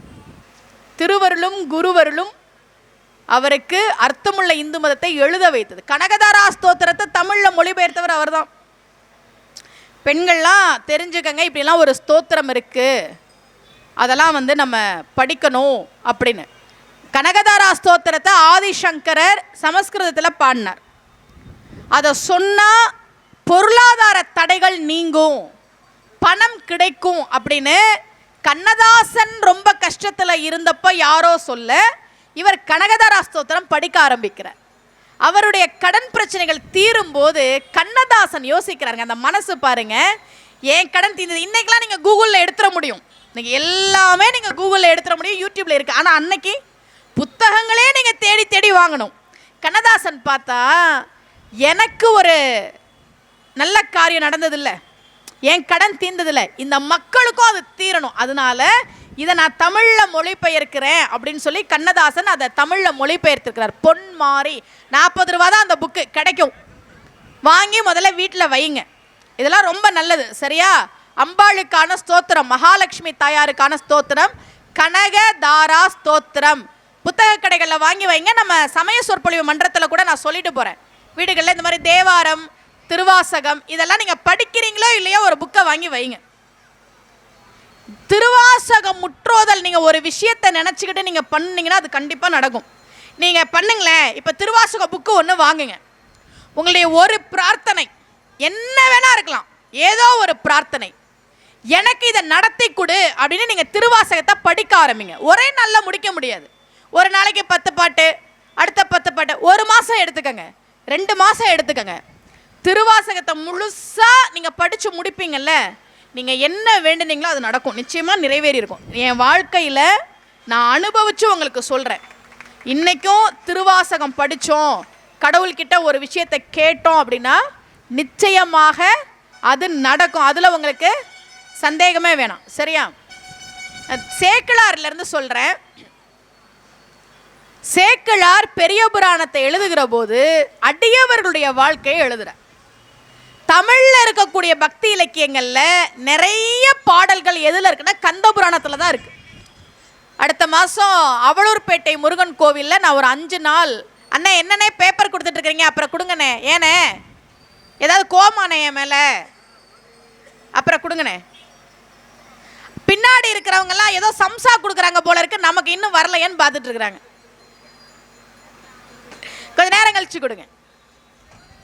சம்சாலாம் இல்லை, அது ஏதோ பேப்பர் தான் கொடுக்குறாங்க. இல்லை முதல்ல பேப்பர் கொடுப்பாங்க, அப்புறம் பின்னாடியே சம்சா வரும்னு நினச்சிக்கிட்டு இருக்கிறோம் அப்படின்னு யாரும் ஏமாந்துடக்கூடாதுல்ல, அதுக்காக சொன்னேன்.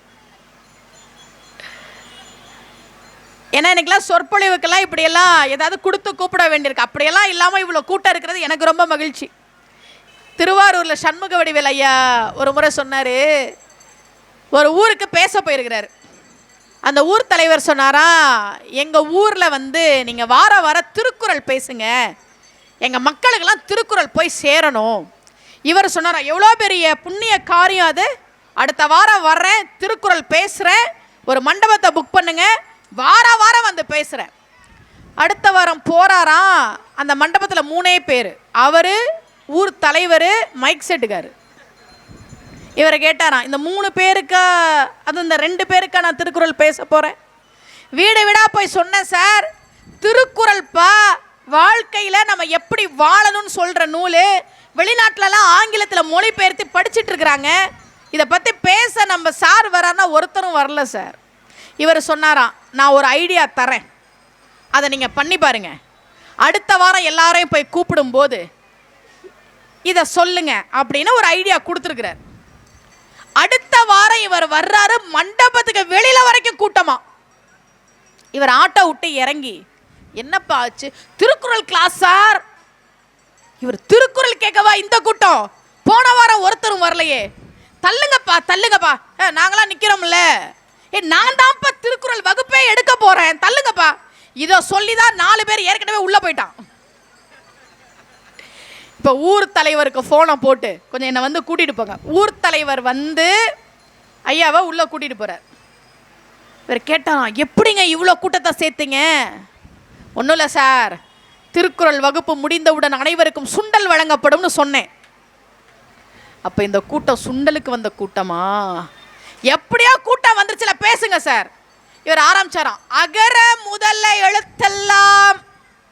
ஒரு பையன் எந்திரிச்சு, இந்த குறள் எத்தனை வருஷமா இருக்கு சார்? அது இருக்குடா ஒரு 2000 வருஷமா. 2000 வருஷமா கெட்டு போச்சா சார்? டேய், எப்படிடா கெட்டு போகும்? எப்படி கெட்டு போகும்? இன்னும் 10 வருஷம் 10,000 வருஷம் ஆனாலும் கெட்டு போகாது. அதே தான் சார் நானும் சொல்றேன். இன்னும் எத்தனை 1000 வருஷம் ஆனாலும் திருக்குறள் கெட்டு போகாது, ஆனா சுண்டல் கெட்டு போயிடும். முதல்ல அதை கொடுக்க சொல்லுங்க. அதனால அப்படியெல்லாம் நீங்க பேப்பர்லாம் கொடுத்தா பின்னாடி விபரீதமா நினைச்சிருவாங்கண்ணே, அதுக்காக சொன்னேன்னே, மன்னிச்சிருங்கண்ணே. நான் விஜய் டிவியில் அகர முதல எழுத்தெல்லாம்க்கு ஒரு விளக்கம் சொன்னேன், பார்த்தீங்களா? விஜய் டிவி சூப்பர் சிங்கரில் நான் சொல்கிறேன், உங்களுக்கும் சொல்கிறேன். அகர முதல எழுத்தெல்லாம் ஆதி பகவன் முதற்றே உலகுங்கிறார் வள்ளுவர். இது ஒரு சின்ன தப்பு இருக்க மாதிரி தோணுது. என்னன்னா, என்ன சொல்றாருன்னா, உலகத்தில் இருக்கிற எல்லா மொழிக்கும் அகரம் முதல் எழுத்துங்கிறார். தமிழ் மொழிக்கு தானே அகரம் முதல் எழுத்து, இங்கிலீஷ்க்கு எது முதல் எழுத்து? ஏ. வேற வேற மொழிகளுக்கு வேற வேற எழுத்து தான் முதல் எழுத்து. அப்புறம் ஏன் நம்ம வள்ளுவன் அகரம் தான் உலகத்தில் இருக்கிற எல்லா மொழிக்கும் முதல் எழுத்துன்னு சொன்னான்? பெரியவர்கள் ரொம்ப அழகா விளக்கம் சொன்னாங்க.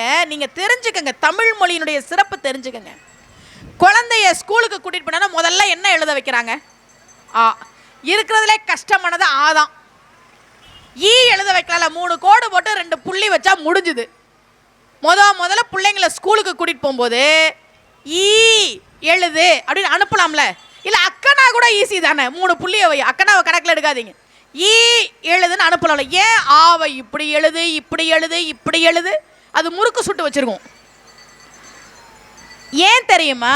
வள்ளுவன் அகர முதல எழுத்தெல்லாம் ஆதி பகவன் முதற்றே உலகுன்னு சொன்னா, பெரியோர்களே, இந்த உலகத்தில் எந்த மொழியின் எழுத்தை எழுதினாலும், ஹிந்தியா இருந்தாலும் சரி, மலையாளமா இருந்தாலும் சரி, ஆங்கிலமா இருந்தாலும் சரி, 4 விதத்தில் தான் எழுத முடியும். வட்டம், அரைவட்டம், குறுக்கு கோடு, நேர்கோடு.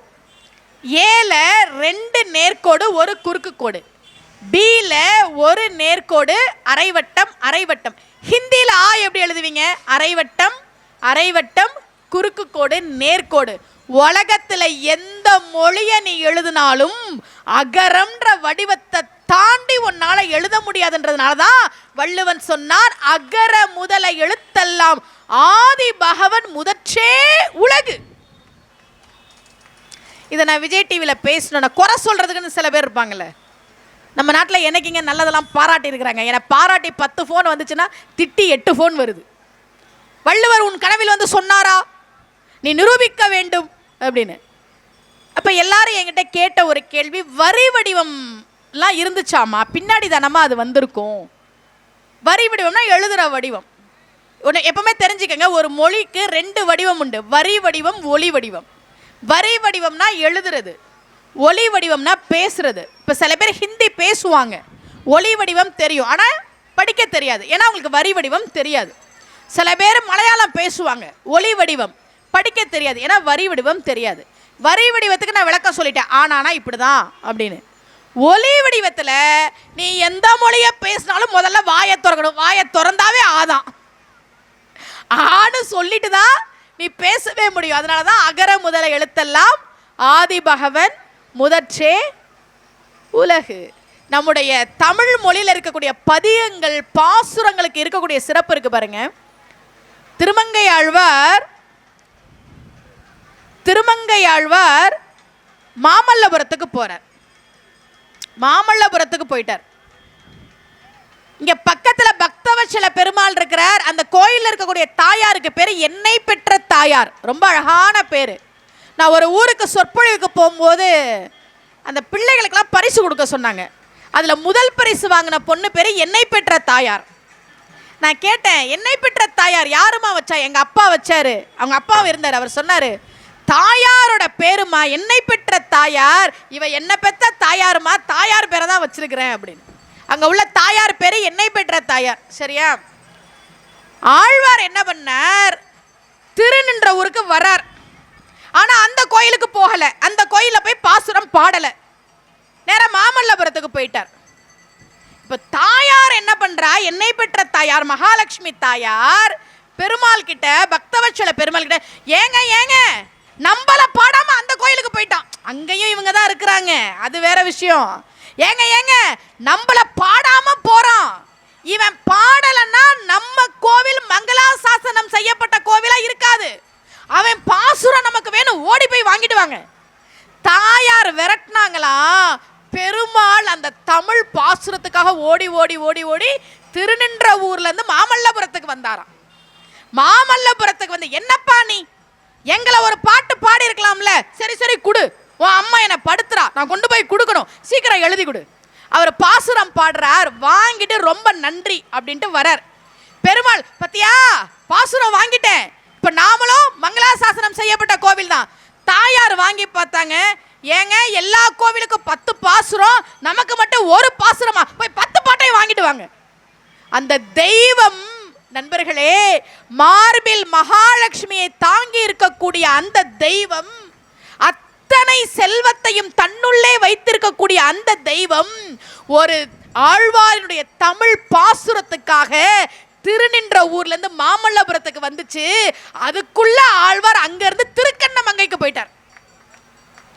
ஆழ்வார் எங்கன்னு கேட்டார், அவரு போயிட்டாருங்க திருக்கண்ணமங்கைக்கு. இப்ப அந்த தெய்வம் திருக்கண்ணமங்கைக்கு ஓடி வந்துச்சு. ஏன்? ஒரு தமிழ் பாசுரத்துக்காக வந்து சொன்னார் பெருமாள், எப்பா எல்லா கோயிலுக்கும் 10 பாசுரம் பாடின, எங்களுக்கு ஒரு பாட்டு தானா, உன் அம்மா திட்டுறாப்பா, 10 பாட்டை எங்களுக்கு கொடுத்துருப்பா என்று தெய்வம் பாசுரத்தை கேட்டு வாங்கியது நண்பர்கள், கேட்டு வாங்கியது. ஐயோ நமக்கு இல்லையா தமிழ் பாசுரம், நமக்கு இல்லையா, போய் வாங்கிட்டு வாங்க. மகாலட்சுமி தாயார் பெருமாளை விரட்ட திருநின்ற ஒரு இங்க இருக்கு சென்னையில, மாமல்லபுரம் எங்க இருக்கு, திருக்கண்ணமங்கை எங்க இருக்கு. வந்தவர் ஆழ்வார் அந்த கோயிலுக்கு போயிட்டாருன்னா, அட போப்பான திருப்பி போல, ஏன் மகாலட்சுமி தாயார் விரட்டி விட்டுருவா, பாசுரம் இல்லாம இந்த பக்கம் வந்துடாத அப்படின்னு. அதனால ஆழ்வார் அங்க போய் பாசுரம் எழுதி வாங்கி கொண்டு வந்தார். மகாலட்சுமி தாயார் அந்த அம்மாவோட கடைக்கண் பார்வைக்காக தாங்க நாமெல்லாம் காத்துக்கிட்டு இருக்கிறோம். நேரா கூட பார்க்க வேணாம், அந்த அம்மா அப்படி சைடில் கொஞ்சம் பார்த்துச்சுன்னா போதும், எம்மா கொஞ்சம் மனசு இறங்கி எங்களெல்லாம் பார்க்க மாட்டியா, எவ்வளோ கடன் இருக்குது, லோன் இருக்குது, வீடு கட்டணும், அடகுல இருக்கிற நகையெல்லாம் மீட்கணும். மகாலட்சுமி தாயாருடைய கடைக்கண் பார்வைக்காக தான் நாம் காத்துக்கிட்டு இருக்கிறோம். அந்த தாயார் பெருமாளை எனக்கு பாசுரம் வேணும், போய் வாங்கிட்டு வாங்க என்று விரட்டி அந்த பாசுரத்தை வாங்கினாள் என்றால் அது நம்முடைய ஆழ்வார்களின் தமிழுக்கு இருக்கக்கூடிய சிறப்பு. மகாலட்சுமி கடாட்சம்னா என்னங்க சொல்லுங்க பாப்போம். மகாலட்சுமி கடாட்சம்னு சொல்றாங்கல்ல, அப்படின்னா என்ன? நம்மெல்லாம் மகாலட்சுமி கடாட்சம்னா தப்பா புரிஞ்சுட்டு இருக்கோம். நான் உங்களுக்கு இன்னைக்கு விளக்கம் சொல்றேன் பாருங்களேன். மகாலட்சுமி கடாட்சம்னா நம்ம என்ன நினைச்சுக்கிறோம்னா, நிறைய பணம் இருந்தா மகாலட்சுமி கடாட்சம், நிறைய நகை இருந்தா மகாலட்சுமி கடாட்சம், பெரிய வீடு இருந்தா மகாலட்சுமி கடாட்சம். அது இல்லை. நிறைய நகை வச்சிருந்தா மகாலட்சுமி கடாட்சம் இல்லை, பெரிய வீடு இருந்தா மகாலட்சுமி கடாட்சம் இல்லை. அப்ப எது மகாலட்சுமி கடாட்சம் தெரியுமா? அதை நீ அனுபவிக்கிறியா? 500 பவுன் நகை இருக்கு, பேங்க்ல இருக்கு, அது மகாலட்சுமி கடாட்சம் இல்லை. 500 பவுனை நீ போட்டு இருக்கிறியா, அதுதான் மகாலட்சுமி கடாட்சம். ஊர்லயே பெரிய வீடு கட்டின, அப்புறம் புள்ள படிப்புக்காக மெட்ராஸ்க்கு வந்து சிங்கிள் பெட்ரூம் ஃப்ளாட்ல இருக்கேன், நீ கட்டின வீட்டில் நீ இல்லைல்ல. புதுக்கோட்டை பக்கத்தில் ஒரு அரண்மனைக்கு என்னை கூட்டிகிட்டு போயிருந்தாங்க. அந்த ஊரில் ஒரு தேர் திருவிழாவுக்கு நான் சொற்பொழிவுக்காக போயிருந்தேன். ஒரு பெரிய அரண்மனை, கார் போகுது போகுது போகுது போகுது, அவ்வளோ பெரிய அந்த மதில் சுவர். நான் கேட்டேன், என்ன சார் இது இவ்வளோ பெரிய சுவர்? அம்மா இது அரண்மனை, நிறைய திரைப்படத்துலலாம் வந்திருக்கேன், நீங்கள் பார்த்தது இல்லையா அப்படின்னாங்க. ஓ அந்த அரண்மனை தானா இது, உள்ளே போய் பார்க்கலாமா, நீங்கள் வரீங்களா அப்படின்னாங்க.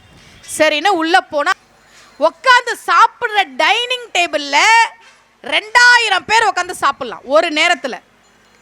வீட்டில் அப்படி கட்டியிருக்கிறாங்க.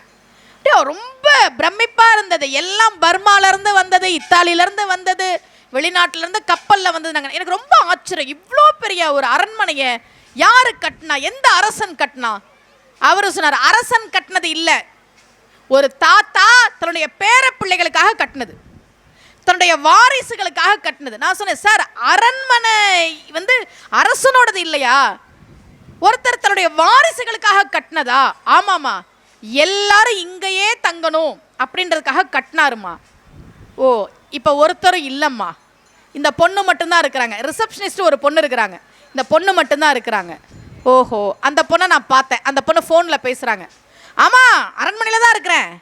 நான் எப்போவும் அரண்மனையில் தானே இருப்பேன். ஆமாம்மா, நான் எப்போவுமே அரண்மனை தானே இருப்பேன். யாருக்காக அரண்மனையை கட்டினாரோ அவங்க அரண்மனையில் இல்லை, வேற வேற ஊருக்கு போயிட்டாங்க. ரிசப்ஷனிஸ்டாக வேலை பார்க்குற பொண்ணு அரண்மனையில் இருக்குது. அப்போ மகாலட்சுமி கடாட்சம் யாருக்கு இருக்கு? மகாலட்சுமி கடாட்சம்னா என்ன தெரியுமா? நீங்கள் அதை அனுபவிக்கிறீர்களா? சொற்பொழிவாளர்கள் பேசிட்டு இருக்கும்போது கொண்டு வந்து காஃபி வைப்பாங்க. நிறைய தூரம் பயணம் பண்ணி வந்திருப்போமா, ரொம்ப களைப்பாக இருக்கும், ஒரு காஃபி குடித்தா நல்லா இருக்குமேனு தோணும். ஆனால் அந்த காஃபி எடுத்து குடிக்க முடியாது. பார்வையாளர்கள் அதுக்குள்ளே எந்திரிச்சு போயிட்டாங்கன்னா வம்பாயிடும். நம்ம கண்ணு முன்னாடியே அந்த காஃபியில் கொசு விழும், பூச்சி விழும், எல்லாம் விழும். அது ஆறி போயிருக்கும். காஃபி எனக்கு தான் கொடுத்தாங்க, கைக்கு ஏற்ற தூரத்தில் தான் இருந்தது, குடிக்க முடிஞ்சா? குடிச்சா தான் மகாலட்சுமி கடாட்சம்.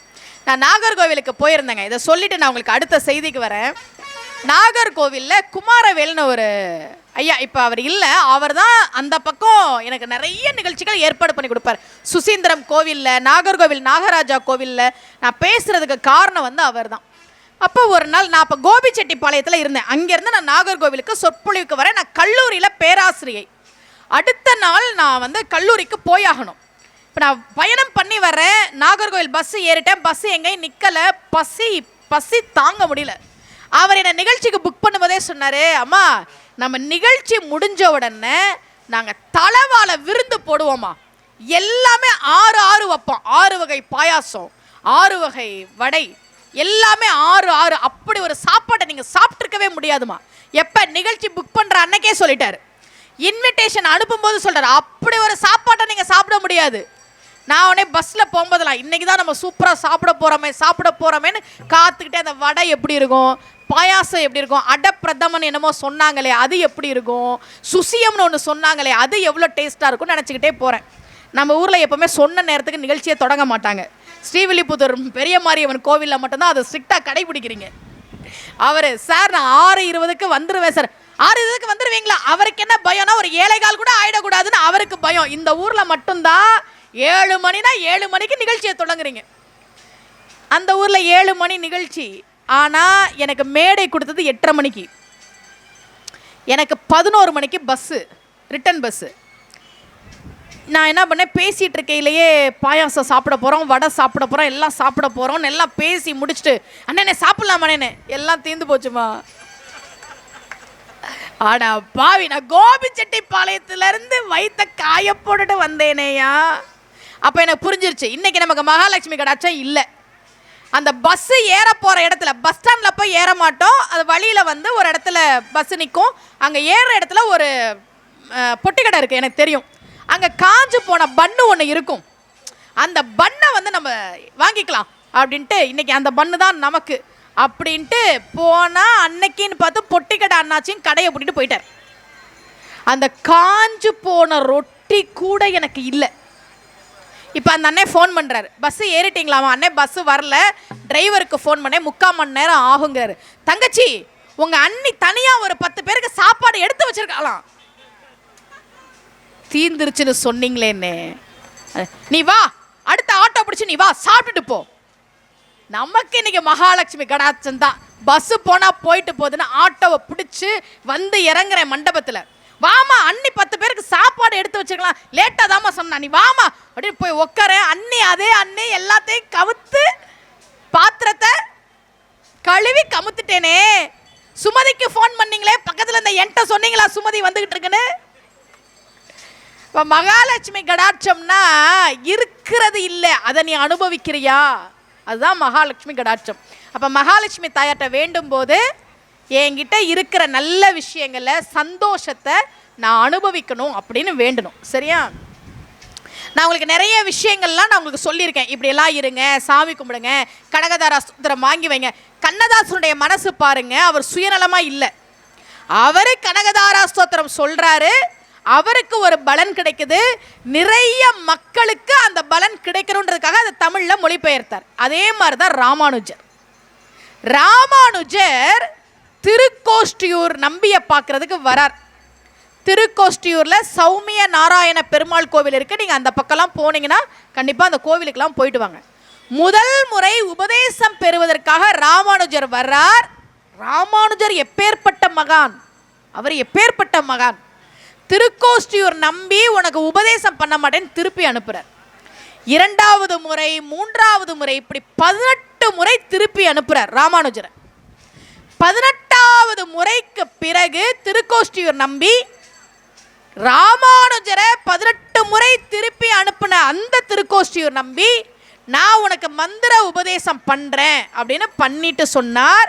இதை நீ வேற யாருக்கும் சொல்லக்கூடாது, சொன்னா நீ நரகத்துக்கு போவாய். ராமானுஜர் சரிங்க சாமின்னு கேட்டுட்டார்.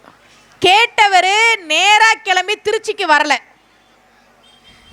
திருக்கோஷ்டியூரில் இருக்கக்கூடிய சௌமிய நாராயண பெருமாள் கோவில் கோபுரத்தில் ஏறுறார். வேகமாக கோபுரத்தில் ஏறினார். ஏறி எல்லாரும் வாங்க வாங்க வாங்கன்னு கூப்பிடுறார். மக்கள் எல்லாம் வந்துட்டாங்க. நீங்கள் எல்லாரும் நல்லா இருக்கிறதுக்கான ஒரு மந்திரத்தை இப்போ நான் சொல்ல போகிறேன். இந்த மந்திரத்தை சொன்னால் நீங்கள் நல்லா இருப்பீங்க, மகிழ்ச்சியாக இருப்பீங்க, சொல்லிக்கிட்டே இருங்க. ஓம் நமோ நாராயணாயன்னர். திருக்கோஷ்டியூர் நம்பிக்கை கோபம் வந்துருச்சு. உன்னைய 18 முறை அலைய விட்டு நான் இந்த மந்திரத்தை சொன்னேன். இவங்களுக்கு என்ன தகுதி இருக்கு? உனக்கு தகுதி வந்த பிறகு நான் சொன்னேன். இதை சொன்னா நீ நரகத்துக்கு போயிருவன் நான் சொல்லியும் நீ சொல்லிட்டியே. ராமானுஜர் என்ன பதில் சொன்னார் தெரியுமா?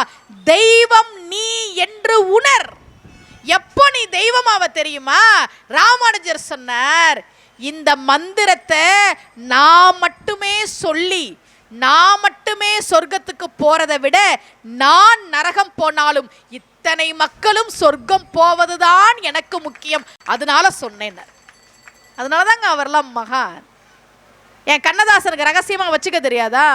அவர் சொந்தக்காரங்களை மட்டும் கூப்பிட்டு இப்படி ஒன்று இருக்கு, இதை சொல்லுங்க சொல்ல தெரியாதா? எல்லாருக்கும் எழுதினார். எத்தனை பேருக்கு அது புக்கா வந்திருக்குன்னு தெரியும்?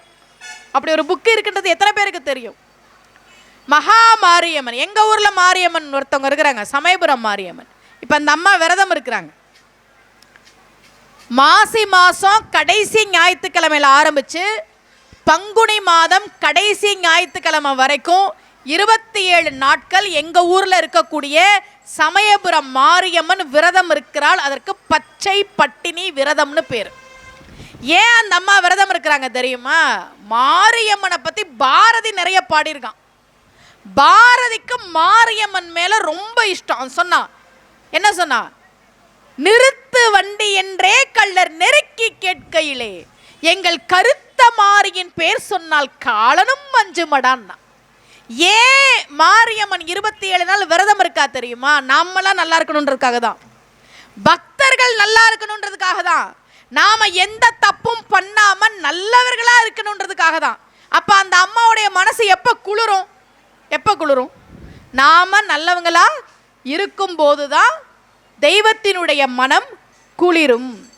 சில பேருக்கு ஆணவம் வந்துருங்க. இப்போ சுமதி ஸ்ரீலாம் மேடையில் பேசும்போது, அம்மா நீங்கள் பேசினா எனக்குலாம் புல் அரிக்குதுமா, நிறைய விஷயங்கள் சொன்னீங்கம்மா அப்படின்னா அப்படியே தலையில் ஒரு ஆணவம் எட்டி போகும். அது உண்மை. அது நான் எவ்வளோ பெரிய பேச்சாளர் அப்படின்னு தலையில் அப்படியே தட்டி கொடுத்துடணும். ஏன் தெரியுமா? நான் அப்படிங்கிற ஆணவம் இருக்கிற வரைக்கும் இறைவன் பக்கத்தில் வரவே முடியாது. உண்மை. அது உண்மையாக நடந்த சம்பவம் சொல்லவா? திருக்கச்சி நம்பிகள் அவரு காஞ்சிபுரத்தில் வரதராஜ பெருமாளுக்கு ஆலவட்டம் விசிறி வீசுவார். ஆலவட்ட கைங்கரியம் பண்றவர். அது எப்பேற்பட்ட பாக்கியம்! அவரை எவ்வளோ பெரிய ஆளு! திருக்கச்சி நம்பிகள் ராமானுஜருக்கே குரு. அவரு காஞ்சிபுரத்தில் இருக்கிறாரு வரதராஜ பெருமாள், அவருக்கு தினமும் விசிறி வீசுவார். அப்ப 2 பேரும் பேசிக்குவாங்களாம். இன்னைக்கு என்ன நடந்தது தெரியுமா அப்படின்னு இவர் சொல்லுவாராம், அவர் பேசுவாராம். ஞானிகள் சொல்லி சென்றிருக்கக்கூடிய கதைகள் இதெல்லாம். அப்போ ஒருத்தன் திருக்கச்சி நம்பிட்ட சொல்லியிருக்கிறான், நீங்கள் தான் அந்த பெருமாள்கிட்ட பேசுகிறீங்களே, எனக்கு எப்போ சொர்க்கம், எனக்கு சொர்க்கம் கிடைக்குமான்னு கொஞ்சம் கேட்டு சொல்லுங்களேன். பெருமாள்கிட்ட பேசுறீங்கல்ல, பேசும்போது அந்த இருக்கிறானே அவனுக்கு சொர்க்கம் கிடைக்குமா அப்படின்னு கொஞ்சம் கேட்டு சொல்லுங்களேன். திருக்கச்சி நம்பி போறார், ஆளவட்டம் கைங்கரியம் பண்றார். பண்ணிட்டே, சாமி உங்கள்கிட்ட ஒருத்தன் கேட்க சொன்னா, அந்த தெருவில் இருக்கிறானே அவனுக்கு சொர்க்கம் உண்டா, சொர்க்கத்தில் அவனுக்கு இடம் உண்டான்னு கேட்டான் சாமி. பெருமாள் சொன்னார், இதுல என்ன சந்தேகம், அவனுக்கு நிச்சயமா சொர்க்கத்தில் இடம் உண்டு. திருக்கச்சி நம்பி இப்ப அடுத்து என்ன கேள்வி கேட்டார் தெரியுமா? எனக்கு எப்ப சொர்க்கத்தில் இடம் கிடைக்கும்? கேள்வியை நல்லா கவனிங்க. அவர் என்ன கேட்க சொன்னாரு? எனக்கு சொர்க்கத்தில் இடம் கிடைக்குமா, எனக்கு சொர்க்கத்தில் இடம் உண்டா? இடம் உண்டு, இதுல என்ன சந்தேகம் பெருமாள் சொல்லிட்டார். இப்ப இவரு எனக்கு சொர்க்கத்தில் இடம் உண்டான்னு கேட்கல, எனக்கு எப்ப சொர்க்கத்தில் இடம் கிடைக்கும். அப்ப இவர் முடிவு பண்ணிட்டாரு, எனக்கே சொர்க்கம் இல்லாம இருக்குமா, அவனுக்கே சொர்க்கம் இருக்கும்போது எனக்கு இருக்காதா? இவர் முடிவு பண்ணிட்டார், எனக்கு சொர்க்கம் உண்டு. எப்போ? பெருமாள்கிட்ட கேட்கிறார், எனக்கு எப்போ சொர்க்கம் கிடைக்கும்? பெருமாள் சொன்னார், உனக்கெல்லாம் சொர்க்கத்தில் இடமே இல்லைப்பா. திருக்கச்சி நம்பிக்கிட்ட காஞ்சிபுரம் வரதராஜ பெருமாள் சொல்றாராம், உனக்கெல்லாம் சொர்க்கத்தில் இடம் இல்லைப்பா. ஏன் இடம் இல்லை? இப்போதான் பெருமாள் சொல்றார், குரு வாழ்க்கைக்கு எவ்வளவு முக்கியன்றக்காக இதை சொல்றேன். தாயுமான சுவாமி பராபர கண்ணின்னு ஒன்று பாடி இருக்கிறார். உங்களுக்கு எப்பயாவது நைட்டில் தூக்கம் வராமல் நீங்கள் தவிச்சிங்கன்னா, ஏகப்பட்ட பிரச்சனை, நிம்மதி இல்லை. இப்போலாம் சில பேர் ஸ்ட்ரெஸ்லாம் சொல்கிறாங்களே, ஸ்ட்ரெஸ்ஸு, டிப்ரெஷன். 5 வயசு பையன் சொல்கிற, ஒரே ஸ்ட்ரெஸ்ஸாக இருக்குது. ஏண்டா மிஸ்ஸு நிறைய ஹோம்ஒர்க் கொடுத்துட்டாங்க, ஒரே ஸ்ட்ரெஸ்ஸாக இருக்குது. நீங்கள் எப்பயாவது உங்களுக்கு ஸ்ட்ரெஸ்ஸாக இருக்குது, மன உளைச்சலாக இருக்குது, டிப்ரெஷனாக இருக்குது, மன சஞ்சலமாக இருக்குது, மன நிம்மதி இல்லை, தூக்கம் வரல, இப்பெல்லாம் தவிக்கும் போது பராபர கண்ணி யூடியூப்ல இருக்கு, பராபர கண்ணி அப்படின்னு நீங்கள் டைப் பண்ணிங்கன்னா இசையோடு வரும், அதை கேளுங்களேன். நீங்கள் உங்கள் வாழ்க்கையில் எவ்வளவு பெரிய மன துயரத்தில் இருந்தாலும் ஒரு பெரிய மன நிம்மதி உங்களுக்கு கிடைக்கும். நீங்கள் அதை செஞ்சு பாருங்க. பராபர கண்ணின்னு இருக்குது யூடியூப்பில். அது 2 மணி நேரம் 1.5 மணி நேரம் கூட பாட்டு இருக்குது. ஒரு 20 நிமிஷம் கேளுங்க, 10 நிமிஷம் கேளுங்க. நல்லா நிறைய பயணம் பண்ணுறேன்னா, அலைச்சல்லே இருக்கிறேன்னா, அப்படியே ஒரே டிப்ரெஷன் வந்து சேரதுக்குள்ளே சுப்பிரமணியன் சார் ஃபோன் அடிப்பார், அவர் வச்ச உடனே காளீஸ்வரர் ஃபோன் அடிப்பார், அடுத்து ஐயா ஃபோன் அடிப்பாங்க, அடுத்து அவங்க அம்மா ஃபோன் அடிப்பாங்க. எத்தனை ஃபோனுமா? இதை பேசிட்டு இருக்கையில முடிச்ச கால் வெயிட்டிங்ல 17 ஃபோன் வந்திருக்குது. பேசி பேசி பேசி டயர்டு. அப்பா எங்கப்பா இவ்வளோ அலைச்சல், இவ்வளோ படிக்கிறோம், இவ்வளோ கத்துறோம், பேசுகிறோம், எங்கப்பா நிம்மதி? பராபர கண்ணி பாட்டை நான் கேட்பேன், நீங்கள் கேளுங்க. தாயுமானவர் பாடின பராபர கண்ணி. அதில் ஒரு வரி வருது, மூர்த்தி தலம் தீர்த்தம் முறையாய் துவங்கி ஒரு வார்த்தை சொன்னால் சத்குருவும் வாய்க்குமே. மூர்த்தி தலம் தீர்த்தம் இது 3 சிறப்புடைய கோவிலுக்கு போய் நீ வணங்குனா உனக்கு ஒரு குரு கிடைக்கும்ன்றது இதனுடைய பொருள். எனக்கு என்ன புரியலைன்னா, அப்ப சாமி கும்பிட்டாதான் குரு கிடைப்பாரா? சாமியை விட குரு பெருசா? எனக்கு அந்த ஒரு கேள்வி இருந்துட்டே இருந்துச்சுங்க. கோவிலுக்கு போய் சாமியை கும்பிட்டா போதாதா, அப்பதான் குருவே கிடைப்பாரா? அதுக்கான பதில் திருக்கச்சி நம்பிகள் வாழ்க்கையில தான் எனக்கு கிடைச்சது. பெருமாள் சொல்றாரு, உனக்கு சொர்க்கத்துல இடம் கிடையாது. ஏன்? நீ ஒரு குருவை தேடி போய் குரு கிட்ட இரு என்று பெருமாள் சொல்ல, அதன் பிறகுதான் அவர் ஆளவந்தாரை தேடி வந்தார். ஆளவந்தாருடைய சீடர் தான் திருக்கச்சி நம்பிகள். இதெல்லாம் நமக்கு எதுக்கு சொல்லுது அப்படின்னா, இந்த மதம் ஆணவம் இருக்கக்கூடாது, குருவும் நல்ல குருவா இருக்கணும். திருமந்திரத்துல திருமூலர் சொல்லிட்டார், யார வேணா நீ குருன்னு நினைச்சிடாதப்பா, கொள்ளினும் நல்ல குருவை கொள்ளுக.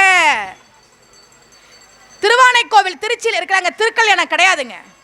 ஒரு கோயில்ல சாமி அம்பாள் இருந்தா திருக்கல்யாணம் நடக்கும்ல. அது இப்ப பங்குனி உத்திரம் வரப்போகுது, எல்லா கோயிலையும் திருக்கல்யாணம் நடக்கும்ல.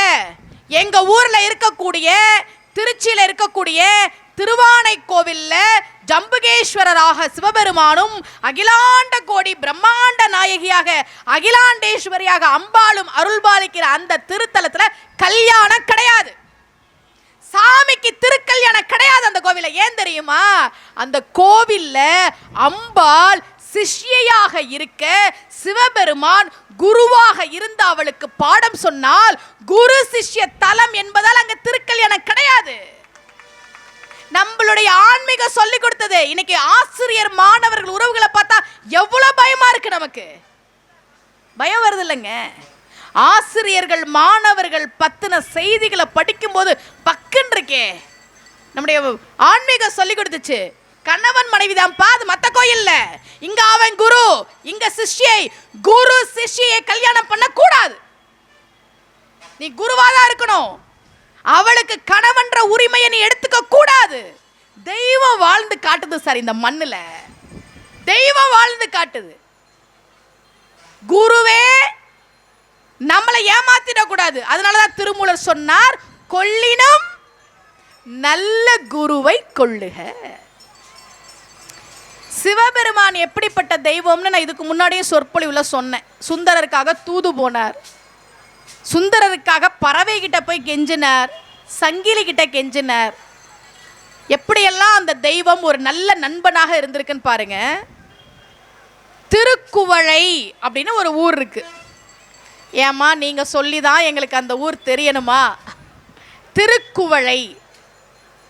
அந்த ஊர்ல குண்டையூர் கிழார் அப்படின்னு ஒரு செல்வந்தர் இருந்தார். அவரு ஒவ்வொரு மாசமும் சுந்தரர் வீட்டுக்கு நெல் மூட்டை அனுப்புவார். ஒரு தடவை பஞ்சம் வந்துருச்சு. இவருக்கு வருத்தம். யாருக்கு? குண்டையூர் கிழாருக்கு. எப்படி இப்போ உபயதாரர்கள்லாம் சுமதி ஸ்ரீ மாதிரி சொற்பொழிவாளர்களை கூப்பிட்டு பேச வச்சு அதுக்கு ஒரு தொகை கொடுக்குறாங்களோ, அப்படி குண்டையூர் கிழார் ஆன்மீகம் சார்ந்து இயங்கக்கூடிய சுந்தரருக்கு ஒவ்வொரு மாசமும் நெல் அனுப்புவதை வழக்கமாக கொண்டிருந்தார். இப்போ பஞ்சம் வந்துருச்சு, நெல் இல்லை. இவருக்கு என்ன சொல்றதுன்னு தெரியல கிழாருக்கு. சிவபெருமான் கிட்ட வருத்தப்பட்டு சொல்றார், பா சுந்தரருக்கு நெல் அனுப்ப முடியாம போயிடுச்சு அப்பா. இப்ப சிவபெருமான் நெல் மழையை பெய்வித்தாராம். எங்க திருக்குவளையில நெல் மழை பெய்யுது. அதை மூட்டையா எடுத்து கட்டி சுந்தரருக்கு அனுப்பணும். இவர் இந்த நெல் மழையை பார்த்த உடனே ஆச்சரியப்பட்டுட்டார். தெய்வமே உனக்கு எவ்வளோ கருணை, இப்பவே நான் சுந்தரர்கிட்ட சொல்றேன் அப்படின்னு சுந்தரரை அழைச்சிட்டு வர்றார்.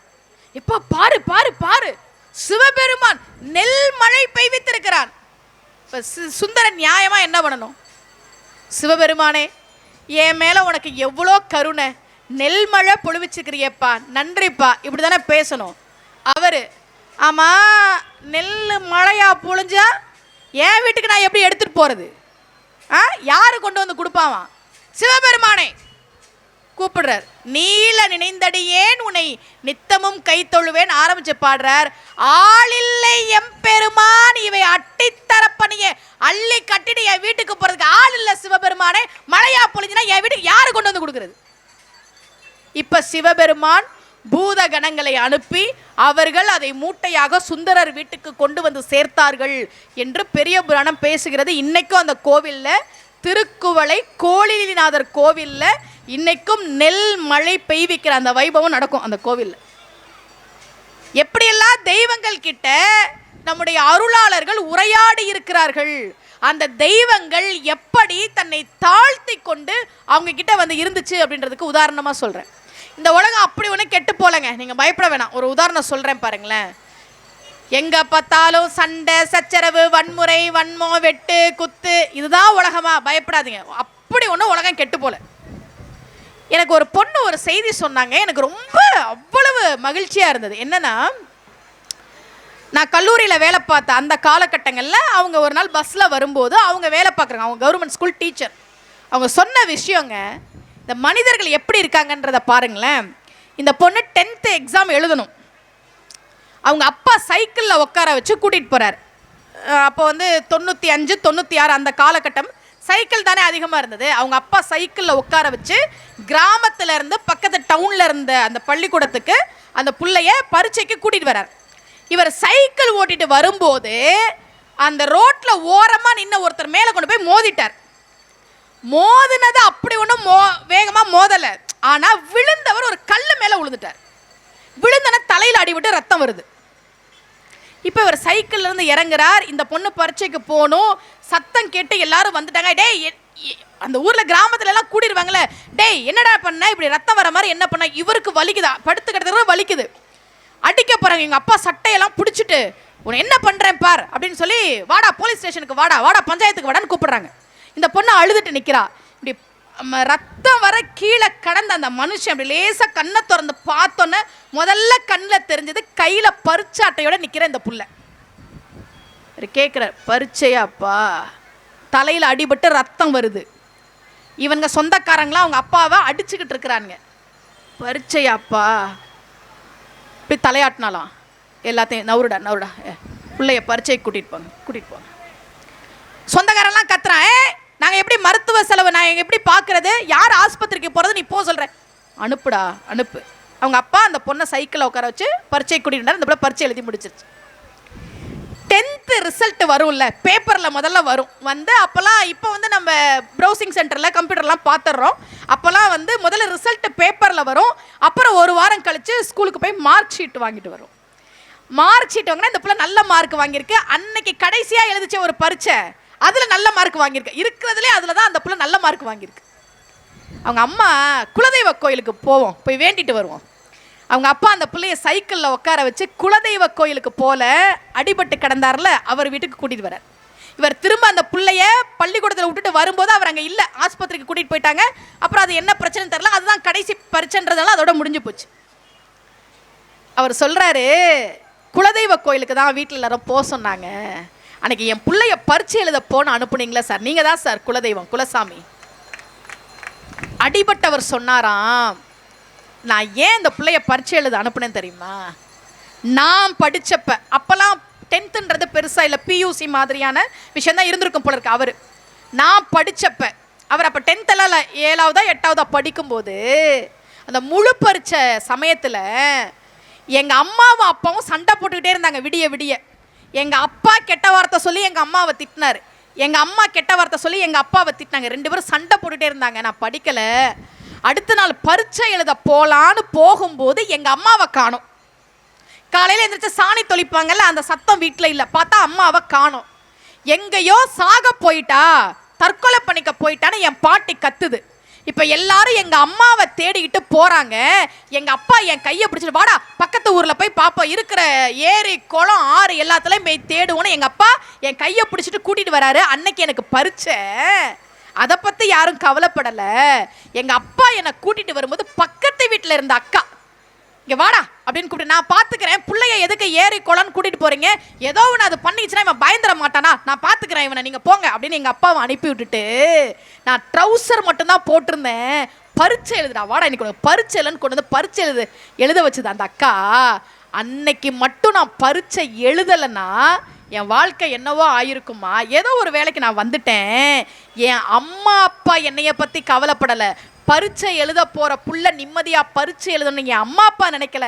யாரோ ஒரு பக்கத்து வீடக்கா முதல்ல பரீட்சையை எழுதுட, அவ செத்தாலோ இருக்காலோ, நீ பரீட்சையை எழுது, உன் வாழ்க்கை உனக்கு பிரச்சனையை கொடுக்கும்போது உன் படிப்பு காப்பாற்றணும் என்ன ஒரு அக்கா எழுத வச்சால, அதனால தான்ப்பா உன் பிள்ளைய நான் எழுத வச்சேன். போ பரீட்சை எழுது, போ, அடிபட்டுருச்சு பார்த்துக்கலாம், போ, நான் உயிரோட தானே இருக்கேன், ஒன்றும் சாவல. அன்புன்றது அப்படியே தொடர்ச்சியாக வர்றது தாங்க. இந்த சமூகம் எனக்கு அன்பை கொடுத்தா நான் அன்பை கொடுப்பேன், எனக்கு வலியை கொடுத்தா நான் வலியை கொடுப்பேன். ஏன் தீவிரவாதிகள்னு ஒருத்தன் உருவாகுறான், ஏன் உருவாகுறான், எங்கேயோ அடி வாங்கியிருக்கணும், அப்படி தானே. நீங்கள் முடிஞ்ச வரைக்கும் எதெல்லாம் நம்மளுக்குள்ள தெய்வ குணங்கள்னு இருக்கோ அதெல்லாம் அதிகப்படுத்த பாருங்க. எல்லார்கிட்டையும் தெய்வ குணங்கள் உண்டு, எல்லார்கிட்டையும் அரக்க குணங்கள் உண்டு. யாருமே முழுசா நல்லவர் கிடையாது, யாருமே முழுசா கெட்டவங்க கிடையாது. எல்லாருக்குள்ளேயும் முருகனும் உண்டு, சூரபதுமனும் உண்டு, எல்லாருக்குள்ளேயும் பாண்டவர்களும் உண்டு, கௌரவர்களும் உண்டு, எல்லாருக்குள்ளேயும் ராமனும் உண்டு, ராவணனும் உண்டு. நீ அரக்க குணத்தை விடுத்து தெய்வ குணத்தை உயர்த்துகிற போது நீ தெய்வமாக மாறுவாய். அதுதான் விஷயம். எல்லாருக்கும் கோபம் வரும், எல்லாருக்கும் இழுத்து போட்டு அடிக்கணும்னு தோணும். ஏன் நமக்கு இந்த ஆன்மீக விழாக்கள், இந்த மாதிரி விரதம் இரு, சாமி கும்பிடு, பதிகம் சொல்லு, பாசுரம் சொல்லு, இதெல்லாம் நமக்கு ஏன் சொன்னாங்க அப்படின்னா நமக்குள்ளே இருக்கக்கூடிய தெய்வ குணங்களை அதிகப்படுத்துவதற்காக. சாமிக்கு உங்களுக்கு நடுவில் வேற யாருமே தேவையில்லைங்க, சுமதிஷ்டி கூட தேவையில்லை. நம்ம நினச்சிக்கிறோம் முருகன் எனக்கு காட்சி கொடுத்தா நான் உங்களுக்கு சொல்கிறேன், அப்படிலாம் கிடையவே கிடையாது. நீங்கள் சாமி கும்பிடும்போது சாமி உங்கள்கிட்ட பேசும். பத்மபாதர்னு ஒருத்தர் உங்களுக்கு தெரிஞ்சிருக்கலாம், ஆதிசங்கரருக்கு சீடர். ஏன் அவருக்கு பத்மபாதர்னு பேருன்னா, கங்கை ஆத்துல அந்த கரையில அவர் நிற்கிறார் சீடர். இந்த கரையில ஆதிசங்கரர் இருந்துட்டு என்னுடைய வஸ்திரத்தை எடுத்துட்டு வாங்குறார். கங்கை ஆத்துல அந்த நேரம் பார்த்து வெள்ளம். குருவே தண்ணி வருது, அதிகமா வருது, தண்ணி நிக்கட்டும், அப்புறம் எடுத்துட்டு வரேன்னு எதுவுமே சொல்லல. குரு சொல்லிட்டார், நான் கொண்டு போய் கொடுக்கணும்னு தண்ணி எடுத்துட்டு வேகமா கங்கை ஆத்துல இறங்குறார். கங்கா பார்த்தாலாம், ஐயோ குருவின் வார்த்தையை மீறாத இந்த சிஷ்யன் இவ்வளோ வெள்ளம் வரும்போது போறானே, இவனை நாம காப்பாற்றணும்னு அவன் பாதங்களுக்கு கீழே தாமரை பூக்களை மலர வைத்தாலாம். பத்மம் தாங்கிய பாதங்களை உடையவன்றதால அவருக்கு பேர் பத்மபாதர். அவர் கால் வைக்க வைக்க வைக்க கங்காதேவி என்ன பண்றா, தாமரை பூவை அதுல மலர வைக்கிறார். வைக்கரைக்கு வந்தார். இந்த பத்மபாதர் நரசிம்மரை ரொம்ப விரும்பி கும்பிட்ட ஒரு ஆள். நரசிம்மரை பார்க்கணும்னு முடிவு பண்ணி காட்டில் தவம் பண்ணுறதுக்காக வரார். நீங்களாம் கடவுளை பார்க்கணும் அப்படின்னு முடிவு பண்ணிட்டீங்கன்னா பார்ப்பீங்க, ஆனால் சொன்னீங்கன்னா யாரும் நம்ப மாட்டாங்க. இப்போ நான் உங்ககிட்ட, தெரியுமா நண்பர்களே, நான் தினமும் கடவுளிடம் பேசி கொண்டிருக்கிறேன்னா நம்புவீங்க? நம்ப மாட்டீங்க. அது கடவுளுக்கும் நமக்குமான விஷயம். கடவுள் நேரில் காட்சி கொடுக்குற அளவுக்கெல்லாம் நமக்கு தகுதி கிடையாது. ஆனால் நிச்சயமாக பிரபஞ்சம் மூலமாக கடவுள் நம்முடைய பிரார்த்தனைகளுக்கு நிச்சயமாக செவி சாய்ப்பார். அதில் உங்களுக்கு சந்தேகம் வேணாம். இப்போ பத்மபாதர் போய் உட்காராரா? எதுக்கு உட்காரார்? நரசிம்மரை பார்க்கணும்னு உட்காரார், தவத்தில் உட்காரார். அங்கேருந்து ஒரு வேடன் வரான். காட்டில் இருக்கக்கூடிய வேடன், விலங்குகளை வேட்டையாடக்கூடிய ஒரு வேடன் வரான். வந்து, சாமி நான் இந்த காட்டிலேயே இருக்கிறவன், அதனால எனக்கு எங்கேருந்து எந்த விலங்கு வரும்னு தெரியும், எங்கே போனால் தண்ணி இருக்கும், எங்கே போனால் பழம் இருக்கும் அப்படின்றது எனக்கு தெரியும். நீ புதுசு மாதிரி தெரிகிற, நீங்கள் உட்காந்துருக்கும் போது சிறுத்தையோ புலியோ வந்துருச்சுன்னா என்ன பண்ணுவ சாமி? அதனால நான் உனக்கு துணையாக இங்கே நிற்கிறேன்னு. பத்மபாதருக்கு கோபம் வந்துருச்சு. நான் எவ்வளோ பெரிய ஆள், நரசிம்மரை நேரில் பார்க்க போகிறேன், கனவுலலாம் நேரில் பார்க்க போகிறேன்.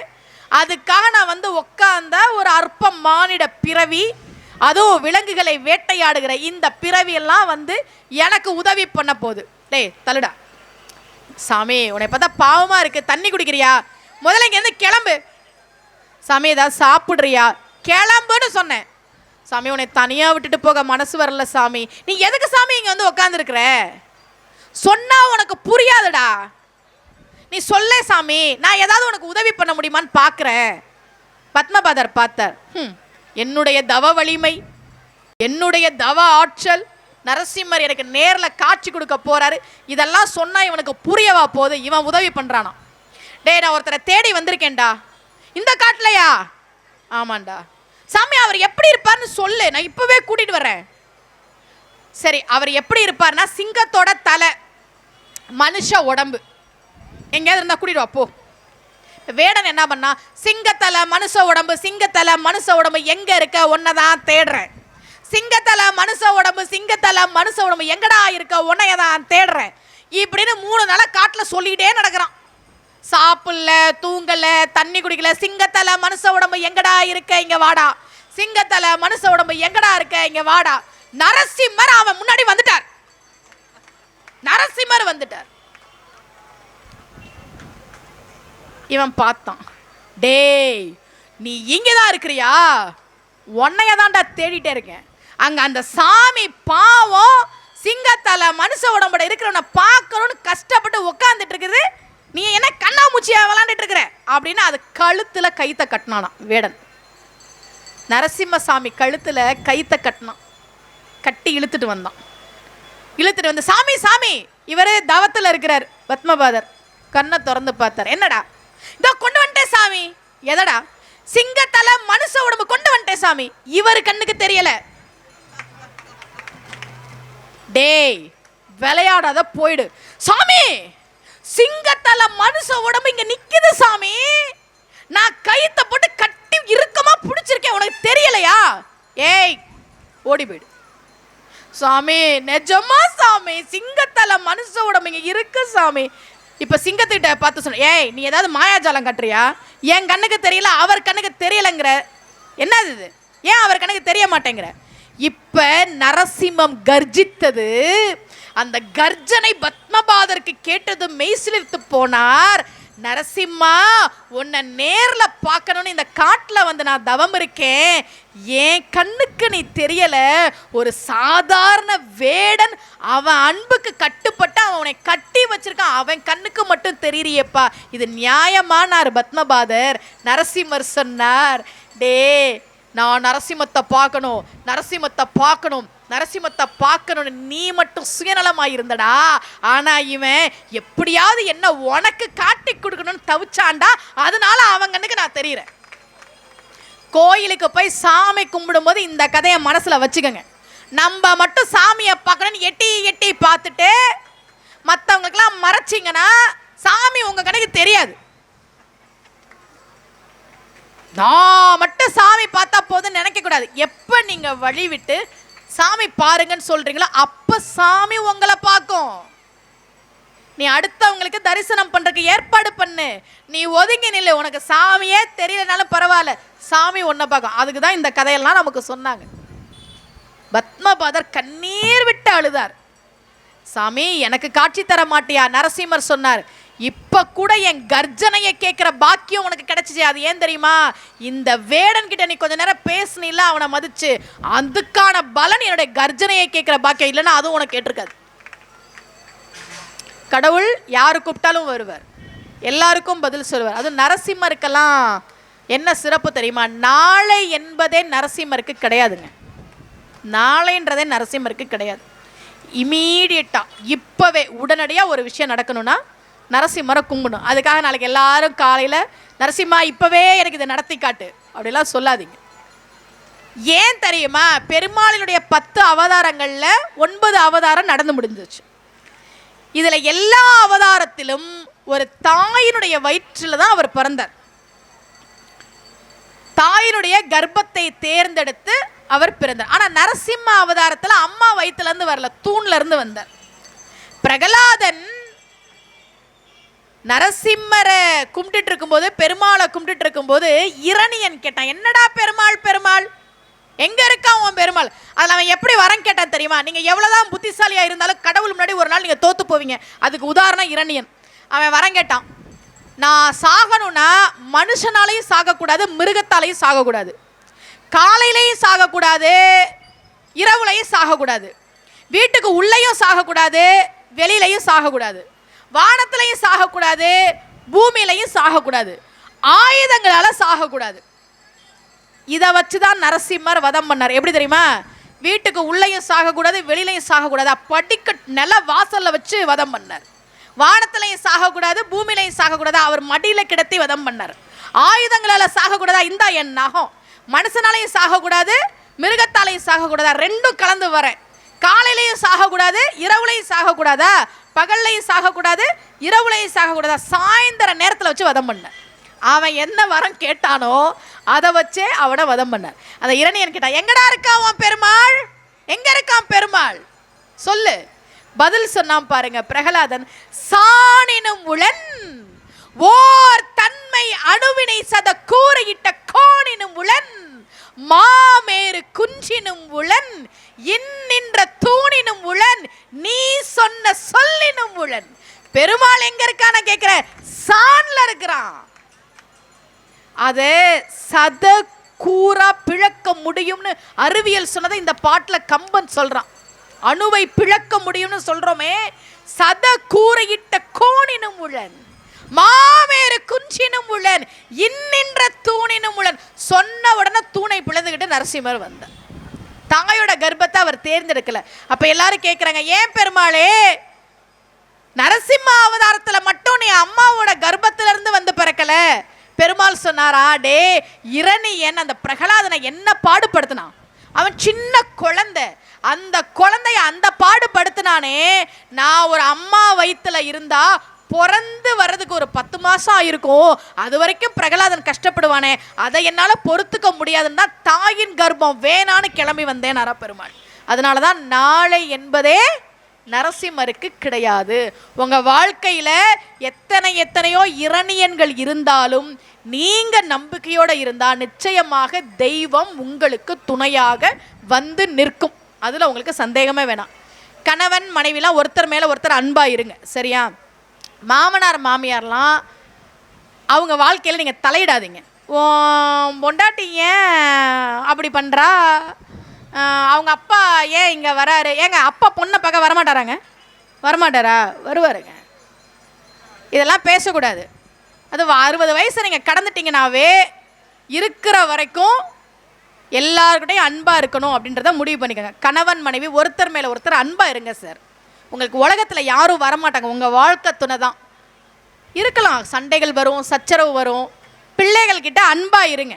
பிள்ளைகள்கிட்ட எரிஞ்சு விழுவதுங்க. எனக்குன்னு வந்து பிறந்தியே அந்த பிள்ளை என்ன தவம் இருந்து ஸ்ரீவில்லிபுத்தூரில் வாக்கப்பட்டு வந்த இந்த அம்மாவுக்கு தான் நான் பிள்ளையா பிறக்கணும்னு வர வாங்கியா வந்து பிறந்துச்சு. அதுவே உங்ககிட்ட ஏன் பிறந்தோன்னா வருத்தத்தில் இருக்கு. எதுக்கு பிறந்து? ஒரு அம்மாங்க எங்கேயாவது போய் செத்து தொலைனாங்க ஒரு பிள்ளைய.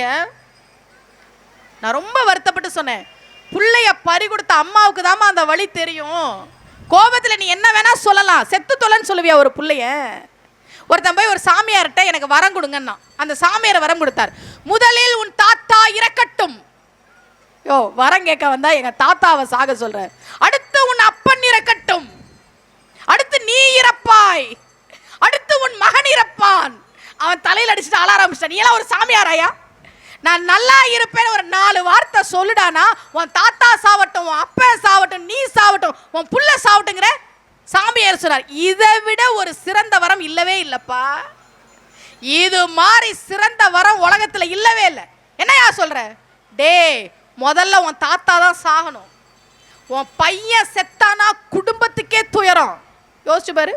உன் பையன் செத்தானா நீ நிம்மதியா இருப்பியா? உன் அப்பா நிம்மதியா இருப்பாரா? உன் தாத்தா நிம்மதியா இருப்பாரா? முதல்ல தாத்தா சாகணும், அப்புறம் அப்பா, அப்புறம் நீ, அப்புறம் உன் பையன். இதுதான்டா வரும். புரிஞ்சுது சாமி, நன்றிண்ணா.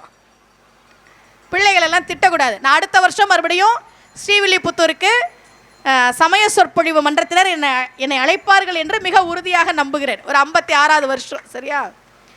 அப்பையும் இது மாதிரி நான் சொற்பொழிவுக்கு வருவேன். எல்லாரும் வரணும். ரொம்ப மகிழ்ச்சி உங்கள் ஊருக்கு வந்து பேசினது. இவ்வளவு கூட்டம் இருந்தது. நான் பேசினதில் ஒரு சில விஷயங்களாவது நீங்கள் மனசில் வச்சுக்கோங்க. நீங்கள் ஒரு நிறுவனத்தில் அதிகாரியாக இருந்தால் உங்களுக்கு கீழே வேலை பார்க்குறவங்கள கஷ்டப்படுத்தாதீங்க. அதெல்லாம் பெரிய பாவம். நிறைய பேர் சொல்லுவாங்க, அம்மா வேலையை விட்டுடலாமான்னு தோணும். என்னை அவ்வளோ அசிங்கமாக திட்டுறான், கெட்ட வார்த்தை சொல்லி திட்டுறான், என் ஒய்ஃபை திட்டுறான், ஆனால் நான் வேலையை விட முடியல. விட்டால் எனக்கு வேறு வருமானம் இல்லை, அதனால நான் சகிச்சுக்கிட்டு இருக்கேன். எவ்வளோ ஒரு மன துயரங்க அதெல்லாம். நீங்கள் என்ன பொறுப்பில் இருக்கிறீங்களோ அதுலேருந்து ஒவ்வொருத்தருக்கும் நீங்கள் அன்பை மட்டும் கொடுக்க பாருங்கள். கணவனா, மனைவியா, மேலதிகாரியா, உங்களுக்கு கீழே வேலை பார்க்குறவங்களா, நீங்கள் ஒருத்தர் கீழே வேலை பார்க்குறீங்களா உங்கள் முதலாளிக்கு உண்மையாக இருங்க. எல்லாரும் நல்லவங்களா இருங்க. இந்த உலகம் கலிகாலத்தில் எவ்வளவோ மோசமான விஷயங்கள் நடந்துகிட்டு இருக்கும்போது ஆன்மீகத்தை நம்பக்கூடிய நாம எல்லாரும், கடவுளை நம்பக்கூடிய நாம எல்லாரும் முடிஞ்ச வரைக்கும் நாம நல்லவங்களாக இருக்கும்போது என்னால் யாருக்கும் எந்த துயரமும் என் வார்த்தையாலும் செயலாலும் வராது அப்படின்ற உறுதிமொழியோட நாம நல்லவங்களா இருக்கும்போது இந்த உலகம் நிச்சயமா நல்லா இருக்கும். அடுத்த வருஷம் மீண்டும் உங்கள் அனைவரையும் சந்திக்கிறேன். நாம எல்லாருமே தெய்வம்தான், நம்மளுக்குள்ள தெய்வ குணங்கள் இருக்கு. அதை வெளிக்கொணரும் போது நிச்சயமாக நாம் தெய்வ நிலையில் இருப்போம் என்று சொல்லி மீண்டும் அடுத்த வருஷம் சந்திக்கலாம். அனைவருக்கும் அன்புடன் சுமதி ஸ்ரீ.